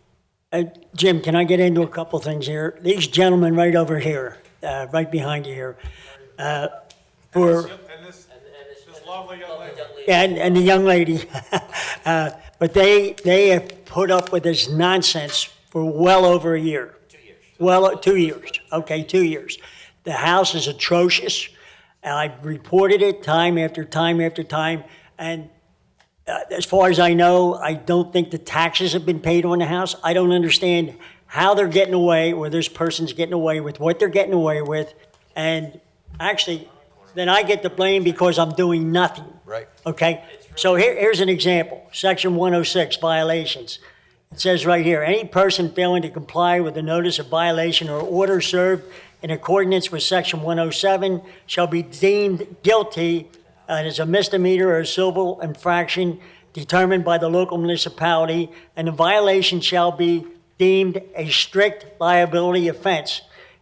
If the notice of violation is not completed with the code official, shall institute an appropriate proceeding of law of equity to retain, correct, or abate such violation, or to the structure of the violation of the privileges of the code, or an order of the destruction made pursuant therefore, any order taken by the authority having jurisdiction of such premises shall be charged against the real estate upon which the structure is located and shall be liened upon such real estate. Now, why aren't we fixing the property Well, up and liening it? Okay, let me just, if I could take it in little steps, okay? And I don't mean to make light of the issue, but I'm all in favor of going and taking things to court.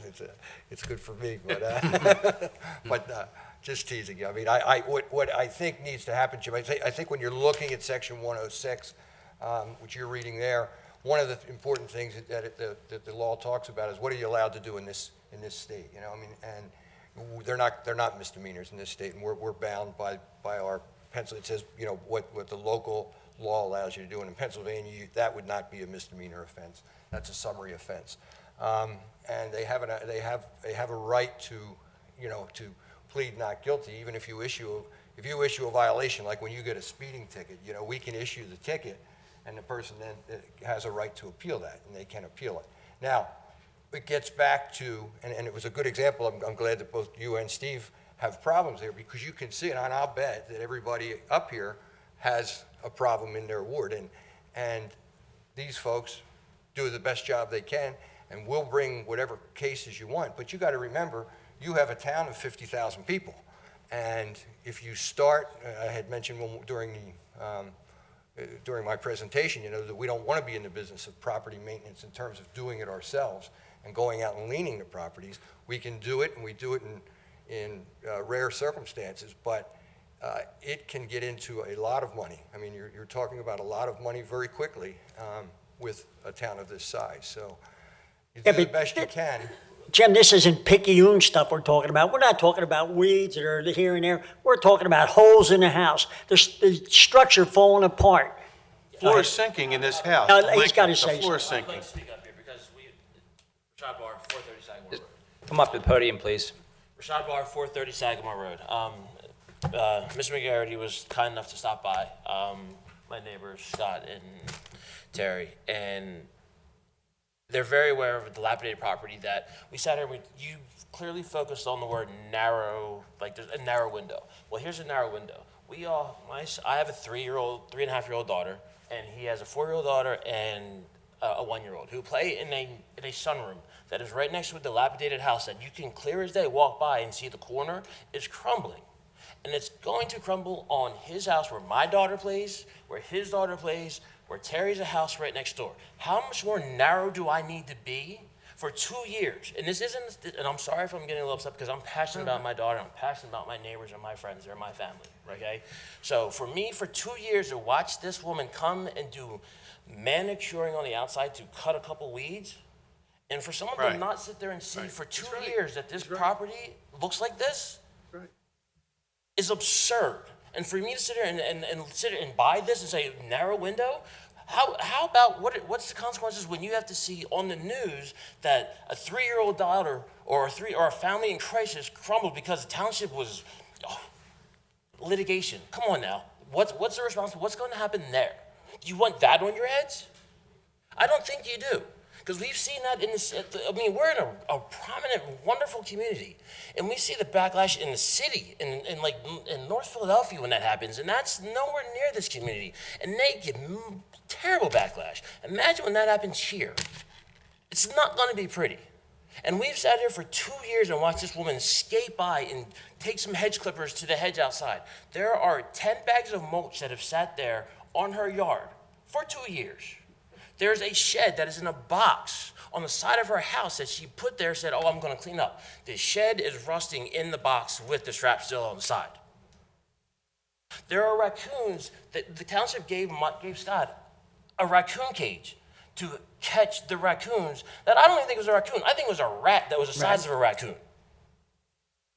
Our children are playing in this yard for however, and they're not safe. But Jim, what we're trying to say here is we're not worried about the scumbags. We're worried about these people. These people who live there, who have $400,000 homes there, they're going to hell because of the situation.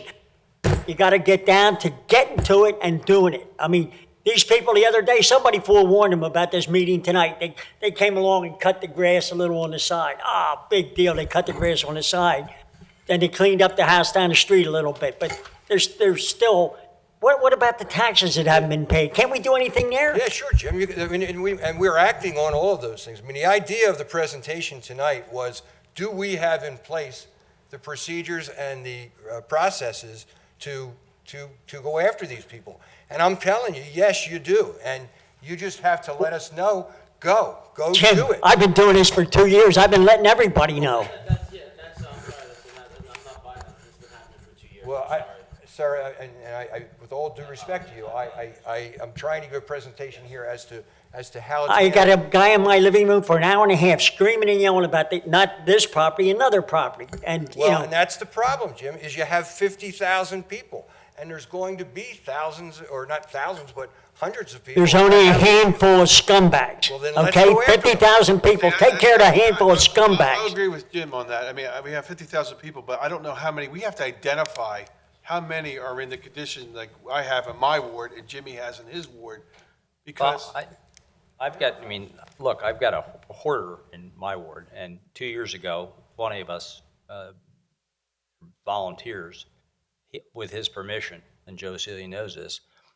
went into his property, spent 8 hours cleaning out debris.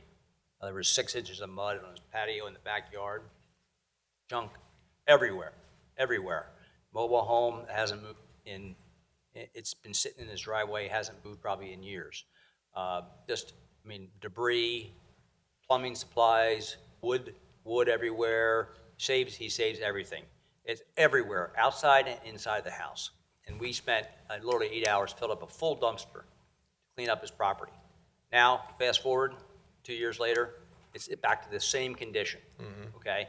And the neighbors are very frustrated because their property value, you basically, if you live next to this house, you cannot sell your house because of this property. Right. Live on the street makes the street less attractive. So, my question is, what can we do? They're like, specifically, if there's construction debris in somebody's, for example, in somebody's yard, is that something we can cite them for or not? Yes, likely, yes, as long as it's debris, yes. And we would go and we'd follow the process that we talked about tonight. Give them notice, tell them to get rid of it. If they don't get rid of it, then we'd go out and we'd issue a violation. They could have a chance to appeal it to court. If they appeal it. How do you, so you said at the outset, you cannot step foot on the property without permission of the property owner. Unless you get some if the type property of. owner does not give you permission to Yeah, and- come forward, Well, there's two- go on the property, or he hides in the house, which is the case in this instance. Okay, so You if can't, you yes. can't even get to the, You can't, well, and that's issue a what, citation. sir, with all due respect, what I was talking about a narrow exception, what I was talking about a narrow exception was not to a narrow exception of not taking care of somebody. It's the narrow exception of going onto their property and doing some type of work. I have to, if we're going to do that and the person says no, then we need to go to court and we need to get a warrant to go on their property. So And can if we do that? But if it's a situation, this is where the narrow exception is. If it's a situation of life and death, like Commissioner asked about, and you say, there's a brick or a thing of chimney's going to fall into the middle of the street, well, we can say, no way, then, we're going on and we're going to fix that. It might cost us thousands of dollars to fix that. We had an instance like that in Commissioner Holmes's ward where it got so bad that we had to go in and we had to do some work on the property. We leaned the property. Yeah, noteworthy in that case, and this is for people to understand how extreme it has to get. That was a twin. So, I mean, when you talk about safety, you're talking about at that point, the township, we had a house that was crumbling and it was attached to another home, which is the kind of level that Jim is talking about in terms of real emergent situation where the township needs to act. And we're still chasing those people for that money. And it wasn't insubstantial. We needed to fix a roof. We needed to do structural damage on the firewall between the houses. And we needed to board this house up entirely. Right. And that took 3 years. Yes. And it obviously it cost me a great deal politically, not among members of this board here who okayed ultimately the decision of the township to do the money, but the frustration of the neighbors who couldn't believe the township was not empowered to do this. Frankly, it had to get to the level where we could justify that. And honestly, I don't want to refer, I mean, whether you refer to people as scumbags, deadbeats, squatters, whatever they are, there are scores of these properties. There are 20, 40, 60. There's 10 in my ward, okay? There's not one. No. Or three. There might be 50. Right. And if we're talking 50, and we're talking $30,000 of property, that's $1.5 million, just so people understand what we're talking about. And everybody, you know, but don't get me wrong, for those neighbors, for the 10 people surrounding that, for the 3 properties touching that property, and the 20 properties that have to drive by that property every day, they don't care about the other 49 properties. They care about the one that's destroying their values. Absolutely. That is what we're dealing with township-wide. Well, let me ask you this, Jim. Let's go a step further. What about a sheriff's sale? Okay, so can't we do something there? Explain the sheriff's sale to me, because if the people aren't willing to pay and they're not willing to fix up their home, can't we do something with the sheriff's sale? Well, Let's get them the hell out of there and let's get some decent person in there. Well, you can't do it just by that, but I mean, Jim, if there's a situation where their taxes aren't paid, and we do go after them vigorously. I mean, we go after people who don't pay their taxes, and you know, what we'll do is we'll put liens on the house. If we get liens or judgments, then sure, we can go to sheriff's sale, but it becomes the same type of issue. Like, we can't be chasing people just because, you know, I mean, we can be chasing them if they're not paying their bills and things, but you can't sell their house over 1 year of taxes being not paid. You know, I mean, you have to go through the court process. The sheriff's sale Well, can't we process begin is the very- process, so? I mean, how many years do we have to wait for that to go? These two fellas and their wives might want to move, and they're going to get $200,000 instead of $400,000. So how long does it go?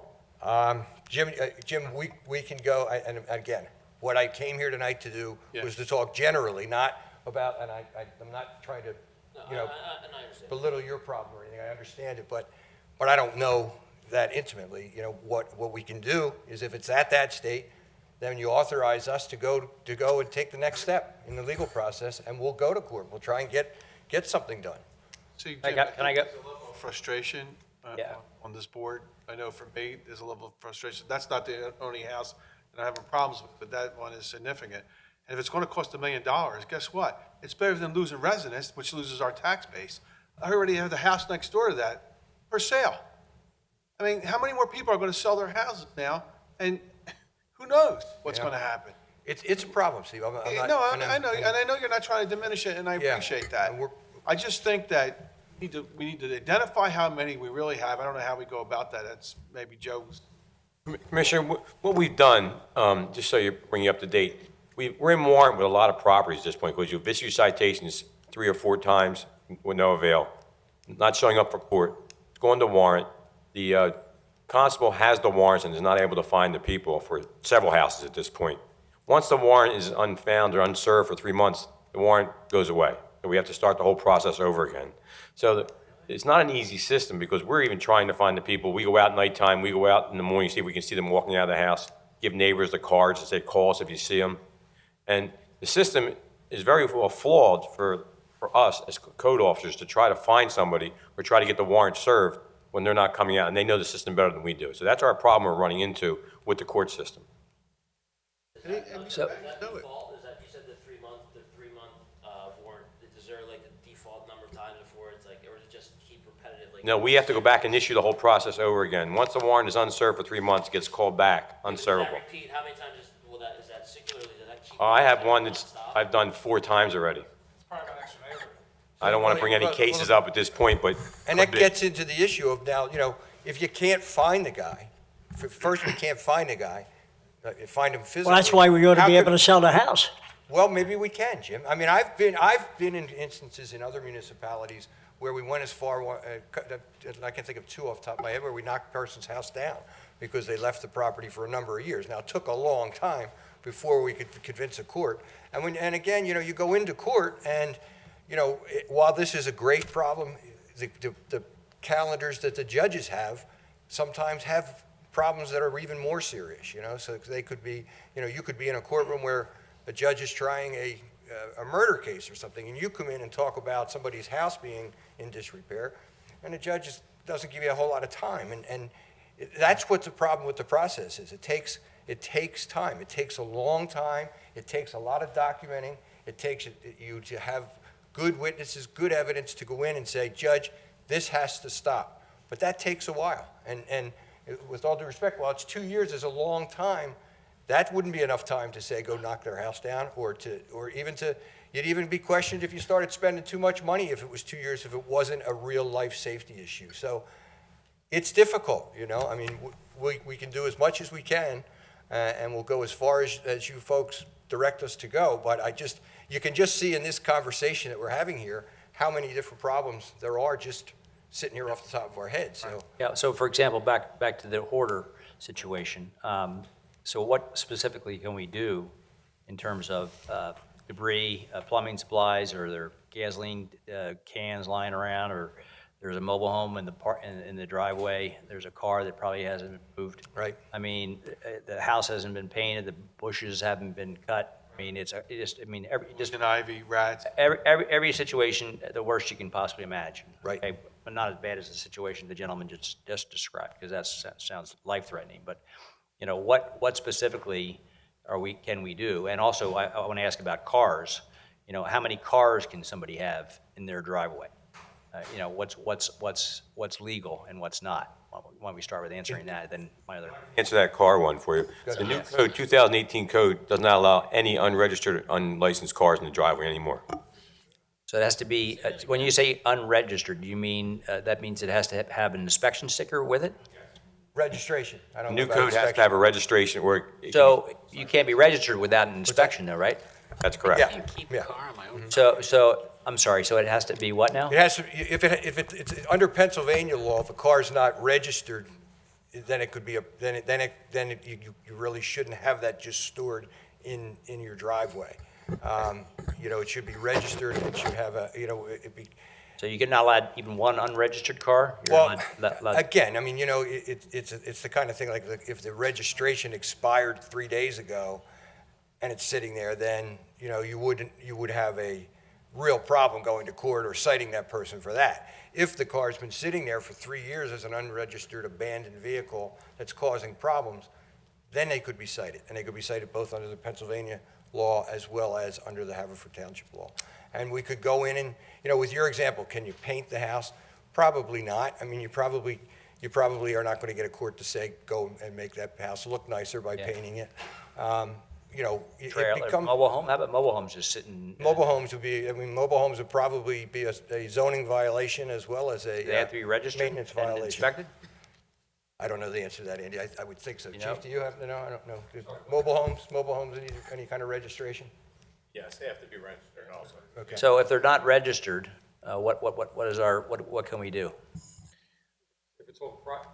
If it's on private property and it's not registered? If it's on private property, it would fall underneath the code, the violation of the code. So what can we do? Can we order to have it removed, or? That would fall underneath the code department. They can actually cite the homeowner for having that vehicle on their So we could cite Yes. in that case? Right, and that house is already in warrant, so at this point, he is cited and under warrant. Remove that? That's part of it. Yeah. So what about construction debris and like open gasoline cans and, I think open gas. propane tanks or any kind of, that kind of thing? That's still under property maintenance, all the outside storage, which you're not allowed to have. Right. Not allowed to have any outside storage? No. Okay. So all that, even like plumbing supplies, that kind of stuff, all has to be in a shed or? Garage or in a shed, yes. Okay. Otherwise you can cite them. It's all, he's in the citation right now for that. The problem is, Mr. President, is you can cite them and you can get the citation out, but that doesn't mean they're going to do anything because they'll file an appeal. They won't show up for court. You'll get a guilty verdict. We'll give it to the constable. The constable won't be able to find them. So in some instances, it's really futile and it takes a long time. Now, if they do that a time or two, then you can come to me and say, go to court. And we would go to court and we would say, okay, now issue more severe penalties and more severe orders to fix the place up or clean the place up. And as it's a progressive process. You know, as it gets worse, we can ask for more relief. But you know, if there's just a empty gas can outside for 2 or 3 days that somebody was cutting their lawn and forgot, that's not going to be a big deal. If that gas can's sitting there for a while and it's smelling and kids are coming around and looking at it, then yeah, we could even, in that instance, I think we could even go on the property and take it and make it safe and then. Well, Jim, But here's again, my, you got to get back to the manpower. Like how many men do we have to do all this? I mean. Yeah. Well, Jim, let me ask you a question, but I'll turn to you, Jim. So in serious situations where we need to fix structures or fix things, whether it be a chimney or part of the building that may be coming down, or even cutting the grass, we could put liens against the house, and when it's sold, because Haverford's a desirable place, as everyone was saying here tonight. So they're eventually going to recoup their money. But if we're putting liens on the house, then we're going to recoup money, correct? Eventually, hopefully, not positively. I mean, there could be other liens that go ahead of us, and the person could have other liens. They could have, tax liens that are ahead of where our liens. Right, I understand that, but at least we'll try. At least we're trying to do something rather than nothing. I agree, and yes, you can, and it's a good idea, but it's costly and it's time consuming. So I kind of have a question. And if you could come to this podium, we didn't intend for this to be a public session, but we'll make an exception here. I think So- my situation's like the perfect storm. It's a lot like you described, but it's not bank-owned. My next-door neighbor grew up in the house that she lives in. It's in her father's name. Her father's been dead for 15 years. Her siblings have been trying to sue her to sell the house. And there's some sort of legality that says that she could stay there as long as she's not married. The problem is she hasn't lived in the house for 2 years. It's an abandoned house. And the constable comes by and drops stuff off, but I'm afraid that you guys are issuing warrants to a guy who's been dead for 13 years. So she's getting off scot-free and saying, well, it's not my name, I don't have to worry about it. So I don't know that she's even at risk or the property's at risk. But, I made this joke to Mr. Celia probably 3 months ago that if you build a $15 or $13 million library, you have to address my next door neighbor's house because it's literally across the street from the library. And it will eventually fall over. And it will make the news. So, I don't know if she's been paying her taxes or not, but as a municipality, could we dig deeper from a legal aspect and say whether or not, if the house is not in her name, what steps can you take if it's in a deceased person's name from a legal standpoint? Well, I mean, you're on a You want to come up to the mic there, Jim? You're on a slippery slope as to when you do it and what you're doing it for. I can tell you with pretty about 100% confidence that every year that somebody doesn't pay their taxes, doesn't pay their sewer fees, their rentals, we lien those houses. As soon as the time period's up, Amy provides our office with a list, and we file liens against all the properties right away. Now, for each year that they don't do it. If it gets to a number of years and you want to try and execute on that judgment, then we can do that. And that would maybe cause a sheriff's sale. But then what ends up happening is, who else has a lien against that house, If that person is not paying their taxes, they're likely not paying the taxes, to the federal government, which would trump our lien. So you got to be careful. I mean, you may not get the money back, You've got to be careful on when you do it. But there are steps we can take, but the understanding has to be, back to where we started, it's very difficult to legislate good neighbors, and you'd like to be able to do it, but you just do the best you can.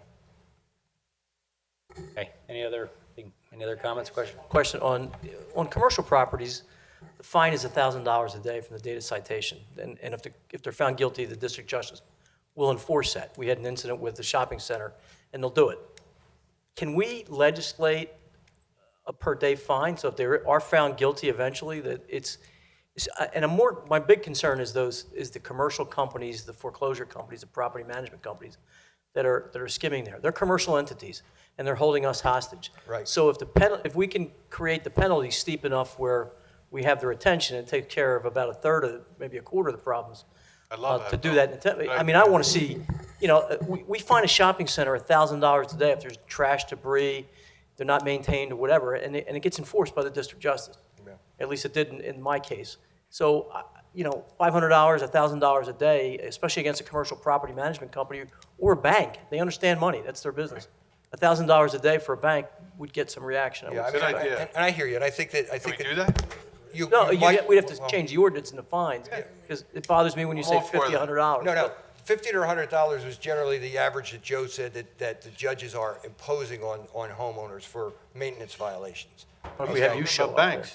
But well, you're talking different things now. Right. The banks that you're getting filed, you said $1,000 a day. I believe in a summary offense in Pennsylvania can go up to $1,000 a day, Right. even on a residential property. But, It's unlikely a district magistrate. it's not likely that any magistrate, I mean, I'm not trying to speak badly about any magistrate, but it's unlikely that any magistrate, or even if the magistrate does it, they're going to file an appeal, and they're going to say, you're crazy, $1,000 a day, because, and they're not going to enforce it, and then you lose credibility. So the next time you go in with a Not real if you have the problem. 6 neighbors show up and say, Yeah, to the district and justice. that's, I'll tell you what, that's another problem. I mean, it's a hard thing, because people do make complaints to you folks, and then when it comes time for court, and you say, I need somebody to come with me to court, you can't always get people to come, I mean, it's difficult. Plus, I think as a township, it's never a good idea for us to legislate with the worst-case scenario in mind. I mean, these aren't the situations that we want to establish our generally applicable laws to. These are situations where we go to court, indicate that the situation is as bad as it is, and ask the court to use its own discretion to go beyond the fines and penalties that we normally have. Otherwise, we're going to end up being on the wrong side of a lot of fights if all of a sudden we're over-enforcing, if all of a sudden we're over-penalizing people. Because for the 5 people that miss their taxes by a week or let their grass grow for 2 weeks on vacation, there's for the 50 people we're who do not that, talking there's the ones about, that's really Larry. bad. But, We can't, before anybody interrupts me, people are talking about trying to add $1,000 fines to certain summary offenses here, and it's a mistake. It's a mistake for us as a township to start creating crazy penalties and crazy laws because we're trying to address very extreme circumstances. Not Yeah. the right idea for our laws of general applicability for everybody. Yeah, I agree with you. I mean, you do have to keep in mind, and we didn't get into this tonight, that, there are rules and regulations that we have to follow that we talked about. Right. And if we don't follow them, and it looks like we're just going after somebody for some reason, and we can't support it, you could end up on the wrong side of a federal civil rights action in a Jim, if heartbeat. we could support it, okay? Mm-hmm. We have photos. We've had Joe's reports. Joe's pretty thorough. I mean, I agree with Bill. I still think if commercial properties, we do it for commercial properties, as Bill said, it's $1,000, right, Bill? If a bank owns it, then why can't we consider that the same? I don't know that it's automatically $1,000. I think the fine is up to $1,000, and the court has $1,000 discretion. a day, up to Yeah, $1,000 up to a day. $1,000 a day, but it's up to. It's not necessarily Nobody's getting first $1,000 offense a day. $1,000 a day. And I mean, I think we have to be. But it took we the have to do judge one something time to help do the it, residents. and everybody fell in line. I'm sorry, I can't sorry, hear both of you at one time. Go ahead, Bill. I'm sorry. I mean, when it was enforced, the word got to the property management companies that manage the shopping centers in this area. No question. They absolutely know it's going to get, if it's going to No get question, enforced. but you gotta think reasonably in terms of, $1,000 a day to a resident, depending on No, what and time I'm it is. using the example as something more. In your presentation, if they're guilty, it's typically $50 to $100. Right. But that should be, if it was $100 a day, you'd probably get more traction. But we're not asking, I mean, Yeah. it's I the don't know what our court, penalties the are. court establishes the fine. It's up to $1,000. It can be up to $1,000 a day. Per day. So the court is going to look at it. Most courts are not going to say $1,000 a day against the resident unless it is really something obnoxious, that it's beyond anything we even talked about here today. They're not going to do that. They'll do it to a commercial property. They'll do it to, I don't want to say any names because I don't want to get in trouble with any store, but, some big chain store, they'll do it because that's the only way. $1,000 to them is the same as $100. But proportionally for residents, if it's a per diem fine, and this could be, we've got to argue to the justice system that if we've been fighting this for 2 years, and they've been found guilty, Your Honor, from this day forward, until it's rectified, you've got to enforce this fine, because there's been no movement for the last 2 years. Yeah, I agree with you. I agree. That's why we need our solicitor to go in there and argue a handful of these cases to get them moving, because Yep. we want them to enforce our laws. And I can do that, I'm happy to do that. It's not a problem for us to do. We can go in there, it's going to be more effective if, when we do that, we go into court, that the people or the neighbors come in with me. And we say, look, this is why we need $1,000 a day, because this guy has a 2.5-year-old girl that he's worried about. And, then you're going to get more effective verdict or judgment from the court. Let me just say in the end, Jim, there's the process, the codes directors, the codes enforcement men go out. I saw them, they put the things on the door, they hang it up and scotch tape it to the door. Person comes along, they take it down. I guess they throw it away. I don't know what they do with it, but basically they've been served the warrant or whatever it is. Now, the problem that I have is I haven't had these problems before. These are just cropping up now. What happens when that person who has thrown away the warrant or whatever doesn't respond? Now, where is it our people come in, not the fellows that dropped off the letters, but does somebody in the office follow up from there and say, these people didn't pay any attention to it? Yes. Got to go to court? Okay. Yeah, we do, Jim. Is that where we're failing here? Because No, we're I failing don't- somewhere. I don't know that it's a failure, Jim. Maybe you just have been lucky for a long time that it hasn't happened. I can tell you that I've been doing this for 35 years, and this is not a new problem. It happens in everybody's ward, in everybody's precinct, in every municipality throughout the Commonwealth. The fact that you're having a couple or more than normal, I don't see any defect in our process. I think our processes are in place. I think Joe and his office, as I said earlier, do a wonderful job. If it gets to us, we'll do everything that we can possibly do to prosecute the case and bring it forward. I don't know how else to answer you but that. And if a person just keeps not listening, then at some point we get a directive from the court that says we're going to go do it if that's what you want to do. But that costs money, and that's what you got to look at. If I may, Commissioner, the system, the same person is posting on the door, goes the next step when it happens in 3 to 4 days and goes to citation, no response. Then he goes down to district court, files a citation. The citation then gets mailed out from district court to the property owner, certified mail. No response, then it goes to the next step for a hearing, and if he doesn't show up at the hearing, then it goes to the constable for warrant. So he's found guilty. If he doesn't show up, and if he doesn't pay the fine, then it goes to warrant, and the constable has the warrant to serve, and if the constable can't find the person, then that has to start all over again, the process. But here's the problem, Joe. What you said, this step and that step and that step, these people going through it for 2 years. When do the steps end? I have all the citations for that property right in front of me. Well, then let's pull her into court. I have 2 questions for you. We're gonna have to end this discussion here relatively soon, so let's wrap this up. If I'm the property owner and he's my tenant, and he's physically living on the property and he's not maintaining it, he's not mowing the lawn, does he get issued the citation? No, he does not. So it's the property owner? Yes. I think your answer is initially correct. Yes, it's the property owner has the responsibility. There are instances where we have gone after, and I'm saying we, I'm talking about myself, after a person that's in the house, if we can prove that they're really the one that's got control over it, But that's the exception again. That's not the rule, because we got certain rules that we have to go by, and that's. And then the change in December of 18 to this international policy, is everyone else in the surrounding, like Areas Radnor, have it? Lower Merion, like in Delaware County, Upper Darby? I don't know what. Yeah, I could tell you. I think Springfield uses it. I know Springfield does. I'm fairly certain Upper Darby does. Do you know, Kelly? I think probably Marple does. Dave, maybe you know Marple. For sure Marple does. Yeah. You're right, that up Yeah. there. Yeah. So, we're really we have adopted the latest that we can adopt, and Joe's office and my office will keep an eye on everything we can to see if there's anything new. that we can do. But to answer the question that I was charged to investigate or to give you a summary of, I think that our processes are in place.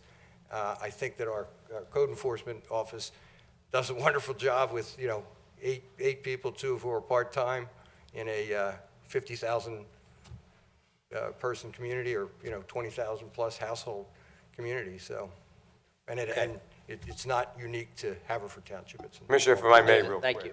Just to give you an update, we went to other townships just to see if we could do anything better. So we checked with 3 other townships around us, and they're doing the same, if not less than what we're doing at this point. And we also checked with the district justices and met with all 3 of them to see if there's anything we could do better. And we did tell them we were going to give them updates on each citation for a second and third offense on the bottom, and ask for maximum fines after the first offense if nothing's been done. So we are changing the system a little bit. We did do the meetings with other townships and the district justices to try to improve the system which is in place. One final, I know we have the systems in place. I agree. And I think some of us are asking that we go to the next level. Yeah. That's all. And we can. I mean, you can, we're happy, my office is happy. We'll go to the hearings with Joe, if that's what you'd like us to do. I mean, I'll be happy to do it. I mean, just. We have some safety issues, some of these homes, that none of us would want to live next to. Not one of us on this board would want to live next to. He's dealing with, and some of the other neighbors are dealing with. Yeah. Not one of them. Okay. All right. I think we'll conclude that. Jimmy, let's wrap it up if you're. Is everybody in the office certified that gives out all these things? Yes. Okay. Everybody is. We can continue this in executive session since it's a real estate related matter. So we'll continue this. It would be Continue under this the advice discussion. of a solicitor, I guess, that you What's would. that? Yeah, you would be seeking advice from me on Yeah. how to handle, particular situations. I mean, Right. Yeah. this was really meant to just be general, like Right. what are the processes? Right. Jim, Thank you, we Jim. have an executive Sorry session next week. I felt like you were under a cross-examination. I think. It's okay. Thank It's you. all right. Okay. Andy, can we have an executive session No, next week? no, for another day, another, whenever we do it. You don't want to do it next week? We could, but sure, we could do that if you want to do it. Get it over with. Okay, we could have an executive session next week. We continue this discussion and to address some of these, obviously, life and safety properties. So, okay, continuing with our agenda, we've got a slow start this evening. We have a presentation by Dave Pennoni, Township Engineer, on our CMAQ grant PennDOT support letter. Do you want to just report from there, David, just in the interest of time? Thank you. Yeah. So as the board, I'm sure the board remembers, we've had a lot of dialogue, a lot of discussion about the possible improvements in the Route 3, 476 area, specifically addressing the congestion on westbound Route 3 and the congestion on North Florence Road, on southbound North Florence Road. So Mr. Pennoni, is your mic on? I think it is. Green? It is green. It is marked, it is bright green. We just don't hear you amplified, so that's all. Is that any better? It's A little closer to you, David. definitely on. So the meeting started in 2018. They were very collaborative. Local elected officials, the township, of course, stepped up onto groups. At the last meeting in April, it was agreed that the next step in pursuing funding would be a $5 million CMAQ grant application with PennDOT as the lead, as the owner, as the applicant of the proposed funding. So PennDOT, that submission date is June 28th. That was what the letter of support that the board authorized last year. David drafted one up, sent it to me last week before I went away. I got to take a quick look at it, and we'll forward that in. That will go in to the state of Pennsylvania at the end of June with an application being prepared by PennDOT for the job to be 100% funded through the state and federal government. My office is actually helping prepare the application. The good news is that the state of Pennsylvania is paying us for that, not the township of Haverford. So with an existing contract we have with the state, they're paying for us to assist in the application of the preparation of that application. So the application goes in June 28th. I'd like to tell you we'll know by the end of the year. Usually it slips into the following year, but if we're going to find out about it, we'll probably know no later than the first quarter of 2020. Once assuming that funding is approved, you can figure a good 24 months before the project is designed, permitted, bid, and completed. If that form of funding comes through, the CMAQ, it's federal monies. With that comes a lot of requirements, a lot of procedural requirements. That's part of what makes that take so long. This township will not be the sponsor of the project. The sponsor would be the state of Pennsylvania, so they'll drive the bus on a schedule. Dave, let me ask you a question. So I understand the 24 months. So in respect to the project that's going on there now at 476 and Westchester Pike. The developer project. Development. In Marple. Yep. Right. How far are they from building the structures? I mean, the supermarket, the LA Fitness, how quick? I believe, Steve, that they've been issued permits for the supermarket and not yet the fitness center. I don't believe they've gotten permit. The hotel's up, as you know. Yeah. I believe next is the supermarket, and I believe they've got building permits for that. I don't think the fitness center building permits have been issued yet. They've started construction on one of the buildings. You can see it from the road. So my question is, 24 months, by the time they finish everything, we may be there, right? I would expect to see that development build out a little bit before, if everything goes perfect and the approvals and the funding, we get the funding January 1st. I would think the development would probably run a little bit ahead of. About a year ahead? I would think so. How about what they're doing now in the middle of Westchester Pike? They're going to pave it. When is that? I believe that work schedule will be done early fall of this year. And that's just for a left turn lane into that property, is that correct? Yep, the center left turn lanes into the center left turn lane into the property, the ramp work on the Blue Route, which I believe is already done, traffic signal. So I believe that work schedule will be done towards the end of the summer, early fall. So isn't there a chance that vehicles will be in that left-hand turn lane and not realize they're in that lane and have to get it to the right there? It's going to be a mess there. Because you have the Lawrence Road traffic going westbound that realize they're in the wrong lane. They try to get in the right lane, either go further west on the Pike or up 476, and now you're going to have that other lane there that once you get past that, it's the same thing. Well, it is going to be a separate center left turn lane there for that. Are they barricaded off until they're ready? I'm not sure I understand your question. So that no one goes in that lane, because that lane is just going to be for the left hand. That'll be the left turn lane to get into the development. Right. But isn't it possible that the vehicles would get in that lane, not realizing that that's just a left-hand turn lane and not? Oh, and then come back? Yeah. I guess it's possible, but again, we've talked about this before. Almost all the traffic going up and down that route in the rush hour is people are doing it every day. I can't imagine. I mean, I can't legislate against driving, but I would think that the driving public will be hard pressed to get in that lane on a regular basis and change your mind and come back out of it. It's a center left turn lane like we have all over the Commonwealth. Unique situation. Okay, David, any other questions? Okay, next up is the crime update by our police chief. That'd be great if you. Monthly report for May 2019. Criminal arrest 26, juvenile arrest 3, traffic citations 333, non-traffic 16, 286 written warnings, 57 parking tickets. There was a report of strong-arm robbery in 100 block of Eagle Road, West Eagle Road. The store employee to 7-Eleven reported a suspect threatened bodily injury towards him after he was confronted about the shoplifting. The suspect fled the store. He was identified, taken into custody, and charged accordingly. We had 2 reports of a burglary in the 2700 block of Belmont Avenue in the same structure, same house. A person reported that a Google Home device was missing from the kitchen area. The matter is still under investigation. The resident possibly dealing with an old relationship issue or a mental health issue. So we're declaring that unfounded. Well, once again, we have 31 thefts from autos to report, and all of them were unlocked.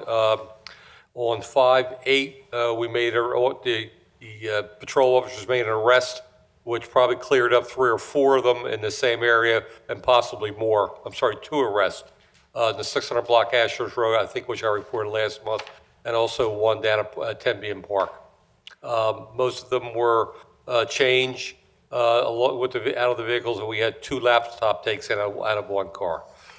And bicycle thefts, we had 4, 1 at the middle school, 1 on Haddam Drive, which is at Haverford College, 300 block of Lancaster Avenue, another Haverford College, and 1 at the Ardmore Junction where a chain was cut and the bicycle was taken. We had 11 canine usages in the township, park checks, alarm, cleared a house, and there was multiple car checks with the canines. Assist in 700 block of Robin Hood Road in Bryn Mawr, Radnor Township for a home invasion, and that's it. Okay, thank you, Chief. Any questions for the chief? Any commissioner committee updates? Mr. President. I think tomorrow night, oh, sorry, Larry, were you going to say something? Yeah, you can go ahead, Commissioner. I think tomorrow night we're meeting with the vendors for the project. Now, who's coming tomorrow night? Are you coming tomorrow night? You go? I think so. Tomorrow night, we're interviewing people for the comprehensive plan. Comprehensive plan. The top 3 Yes. contenders that we have for We're consulting. meeting here tomorrow For the comprehensive plan, right. It is the steering committee and It's me, Larry, the commissioner ad hoc committee. Dr. Hart. Yeah, and Mario? Mario. Is Mario on it? Mario's away though, right, Andy? He'll be back. He's back tomorrow, I think tomorrow. Okay, any other commissioner committee updates? Well, next week, the Human Relations Commission will report to the board on a meeting with the Haverford PD and plans for a community meeting in the fall. So I attended that, as did Chief and Deputy Chief of the department and officers and certain members of the Human Relations Commission, and it was a very, very productive, positive meeting. Thank you for that update. Any other? Okay, looking at next week's agenda, we have 4 ordinances under consideration, the first of which is ordinance number P2-2019, Haverford Reserve Bill of Sale, second reading. Does anyone have any questions on this proposed, or is there any discussion on this proposed ordinance? Okay. Next ordinance to be considered next week, ordinance number P7-2019, peddling and solicitation. Again, a second reading. Any questions, discussion? Okay. Were there any changes between the first and second reading on that one? No. No. It was the curbs, I think. No, it wasn't the curbs. You attempted curbs. The third ordinance is number P11-2019, traffic, parking, electric vehicles, charging stations, protocol, first reading. You recall that the township is installing electric charge stations up in the corner of this municipal parking lot, 2 for municipal use and 2 for public use. Public use will obviously be reimbursed for the cost of the charging. But this ordinance addresses the process and for parking of those electric vehicles. And I'll just read the section that is being amended. It says, any parking space with an electric charging station used for charging plug-in electric drive vehicles must have signage indicating that the space is for the exclusive use of plug-in electric drive vehicles. Only plug-in electric drive vehicles may park in such parking areas. And the conditions attached to that are, number 1, the use of a charging station shall be available on a first-come, first-served basis. Number 2, all vehicles parked in a space reserved for plug-in electric drive vehicle charging must be connected to and using the charging station equipment to charge the vehicle. Number 3, no plug-in electric drive vehicle may be parked in a charging space at any time between the hours of 9 p.m. and 8 a.m. except for the Haverford Township fleet vehicles. Maximum charge time is 3 hours. Number 4, no plug-in electric drive vehicle may be parked in a charging space for longer than 3 consecutive hours. And I understand from talking to Amy, that's pretty much give a vehicle a full charge. And number 5, the owner of any vehicle in violation of this ordinance may be issued a citation and shall be subject to a $25 fine for each day of violation. In addition, the vehicle in violation of this ordinance may be towed at the owner's expense. So anybody have any questions about this proposed ordinance? What's the reason for the hours, the limitation of the hours, 9 PM to 8 AM? That's the existing ordinance governing township property, parking on township property, so we didn't want to change the entire ordinance and keep it more uniform. People who, if you use, you go to a stadium, where are those people parking at night? I mean, the stadium's open late, that's, Well, that's a township event. This is for people just parking and leaving. yeah, the reason I'm asking, I think there was some discussion of the stadium using it as an advertisement. You can plug in your car while you're here, so it's. Well, this is fluid. I think this is a good starting point for us, and if we see a need to change in the future, or if there's a big want from stadium patrons to use it after hours, then we can look into it at that time. Any other questions? Okay, the final ordinance for consideration next week is P12, 2019, amending Chapter 83 of the General Laws of Haverford Township, firearms, fireworks, and other weapons, first reading. This prohibits discharge of firearms in the township with the exception of deer management approved by township employees. I would recommend that we change that from employees to township manager, or I don't know who the appropriate, employees is rather vague. So I don't know what the right, anybody else have any opinion on that? I think it should be the town, who historically has made that decision? It normally comes from the police department in consultation with the township manager. Okay, so why don't we say that? Okay. So we'll say approved by the township manager in consultation with the police chief. Sorry, I don't know if you're reading it right. It's management by approved township employees. No civilians get to do this. It's just township employees who do the deer. Oh, with the exception of deer management approved. Why does it say approved? Approved township employees doing. Not approved by, but approved by approved I got you. township Okay. employees. So I understand. approved. Okay, that makes sense. Modifies township employees. So there's certain township employees, for the most part PD, right, that are engaged in the deer call. That's correct. It's a handful of township employees that do it. Okay, so there are township employees that do it. I thought we had an outside service that did it. No, they're township employees. Okay, then it makes sense. Okay, thank you.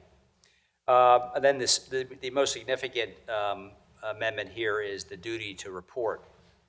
An owner or other person lawfully in possession of a firearm within Haverford Township who suffers the loss or theft of a firearm shall, within 24 hours of the discovery of the loss or theft, report the loss or theft, including the facts and circumstances of the loss or theft, to the Haverford Township Police Department or to the Pennsylvania State Police. And this seems to be just a common sense requirement to hopefully help the police in their efforts to reduce gun violence. So thanks to Commissioner Siegel and the police for this recommendation. Dan, do you have anything else to add with regard to this ordinance? No, well, we made a technical correction, which is to adopt the definition of firearm as it exists under the Uniform Firearms Act, because that way we're clarified. But right now, and if I may, the resolution that follows this, there is a current effort in Pennsylvania once again to preempt what is limitedly left of local governments to regulate any activity relating to firearms, which would include provisions such as this and would enable individuals who felt aggrieved to sue and recover attorney's fees, etc. It's important, at least most people believe, for local municipalities to be able to make certain regulations of firearms, including items like this. It helps law enforcement in investigating crimes. It creates a a far better system from having no ability to, or no requirement. Historically in Pennsylvania, a large number of weapons are routinely traced to crime where the owner says, oh, they were lost or stolen, but they've never reported it, and they had no obligation to do so. And it is common sense, but it's not in our ordinances, and that's why I suggested here. That's why the following resolution, which to a large extent tracks the earlier resolution we had approved, addresses this issue and says that we oppose the ability to preempt. Because, for example, if we wanted to say that no one was allowed to bring a firearm onto Freedom Playground, that could be preempted. And right now, there is a House Bill 625, which I have enough typos on this to keep getting the number wrong. But that bill would allow municipalities to regulate the use of firearms or on their own properties. Right now, that can't be done, or questionably can't be done. So these are sort of common sense measures that are out there, and that's why both of those are in the packet for next week. Thank you, Dan. So I think that covers resolution number 2142-2019, opposing statewide preemption of firearm laws, which Dan just alluded to, and we'll read into the record next week. The next resolution is number 2139-2019, authorizing David R. Berman, Township Manager Secretary, to execute any and all documents relating to the administration of any federal and state funding programs, including the Community Development Block Grant and Home Programs, effective Monday, June 10th, 2019. This is an annual exercise, just giving our township manager the authority to execute the documents to accept our 2019 allocation of a little over $922,000, which we'll talk about, which will be used for a combination of historic preservation, accessibility issues, and improving housing for low to moderate income residents anywhere in the township, not just in a HUD section or a blocks section. Does anybody have any questions on this resolution? Next resolution is the fee schedule amendment, resolution 2140, 2019. I'm going to briefly highlight these for you. So when we assess a charge for a service in this township, whatever it might be, the intent is not to make a profit. The intent is to recoup the cost that we incur as a township for employees and their time and so forth. So there's a couple adjustments that have been recommended. The first is with regard to housing standards, annual housing license fee increase from $50 to $60. Housing license inspection or reinspection fee per unit from $30 to $50. Under a skating rink, the advertising on the rink per board is $400. This is on here. It wasn't on the fee schedule before. It's not being increased. It's just being added. So it's just an administrative or a house cleaning item. Add that because that's what we're actually charging today. Per board is $400. Now everybody knows what I spent on my sign on the boards. $400. That's a good deal, actually. It's great. For outdoor advertising. And then under page 8, V, improve surface restoration escrow for every 5 linear feet will change from dollar for dollar, which was really ambiguous, to $1,000. We used to do is charge $500 of a flat fee. And this applies to situations where a contractor will cut open a road to install a sewer lateral or something to dig up the street. And the $500 obviously wasn't enough. So the thinking here is that we would escrow $1,000 per every 5 linear feet. It's the responsibility of the developer to actually make the repair and bring it up to standards and to be inspected by our Public Works Department. And then if it does meet the standards and specs of our Public Works Department, that escrowed money would be returned. Any questions on that? And then the final changes are parking fees. There, I guess the first 6 under parking fees are, again, like the board at the stadium. These are just adding these are already existing charges. We're just adding them to the schedule. And then the final 2 are a parking card for the township senior citizens age 65 or over. This is something new. This is something that Commissioner Hart and I have been working on been advised by our Senior Citizens Advisory Committee to help our seniors in a small way. We're going to waive the parking fee. We're recommending that we waive the parking card fee for our senior citizens 65 and over. And in addition, we're also going to recommending they get a 50% discount so the way that would work is if you bought $10 worth of parking and you got it loaded on your parking card, you would effectively get $20 on your card. So it's effectively a 50% discount. So that's what we're recommending. Commissioner Hart and myself and the Senior Citizens Advisory Committee is making that recommendation. Is there anybody have any questions or concerns about the fee schedule? Okay, hearing none.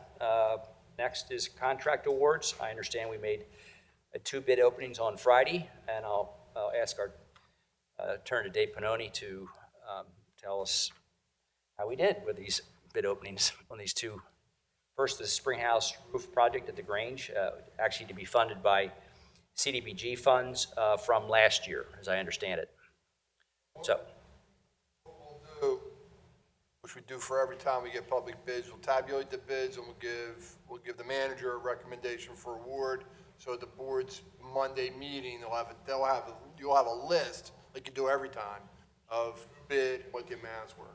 But for the Springhouse roof, there was 1 bidder, Donald Reisinger of Westchester, PA, for an amount of $128,770,000. And for the traffic signal maintenance contractor, received 2 bids. The low bidder was Signal Services out of Westchester, PA, at an amount of $35,155.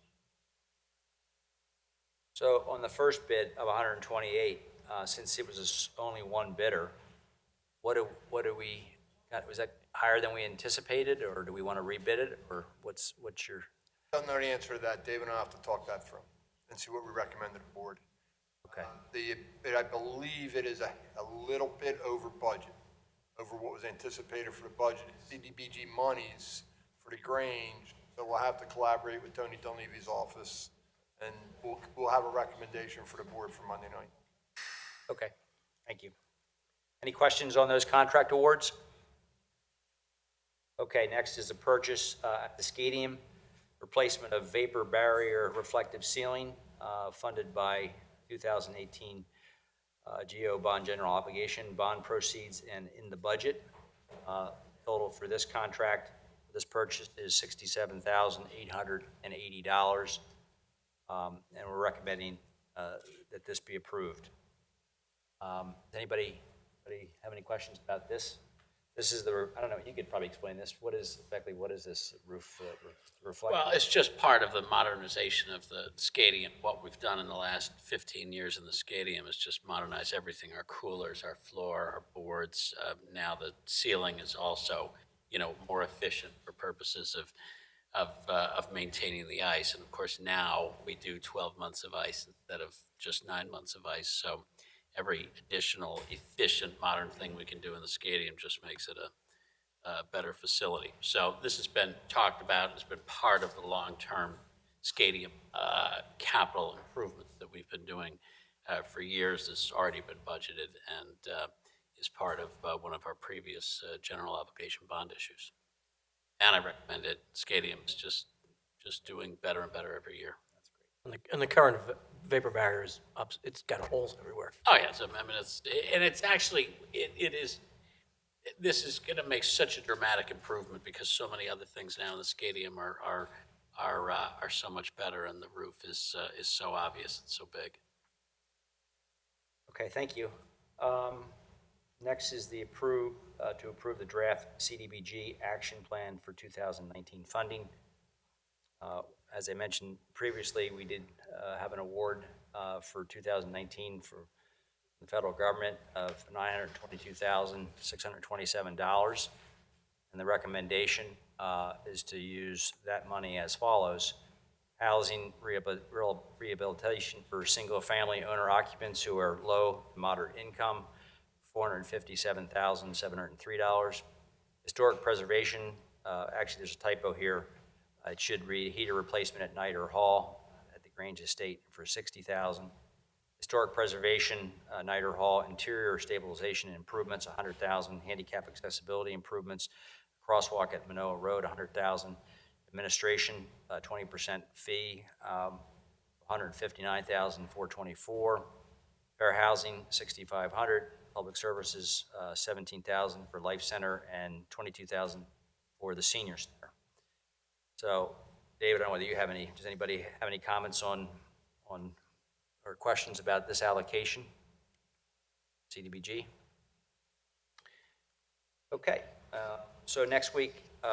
We have another ordinance that came up. I'm not sure in which ward 546 Wales Road is. It's the second ward. Is that the second ward? Okay, there's been a request to add ordinance number P 13/2019, which would allow for special purpose parking zone at 546 Wales Road, which would be a handicapped spot. So if the board's okay, we'd add that to the agenda for next week. Yep. And we might have a proclamation next week. We had three or four of our elementary students win the 24 competition countywide. We swept the whole competition with, I think, 3 or 4 of the top spots went to Haverford Township students. So if we can pull it together, we may have a proclamation for next week as well. Does anybody have any objection to that? If we can, okay. Objection. Okay, thank you. Does anybody else have anything to add? Any other additional questions? If not, thank you for coming. We stand adjourned.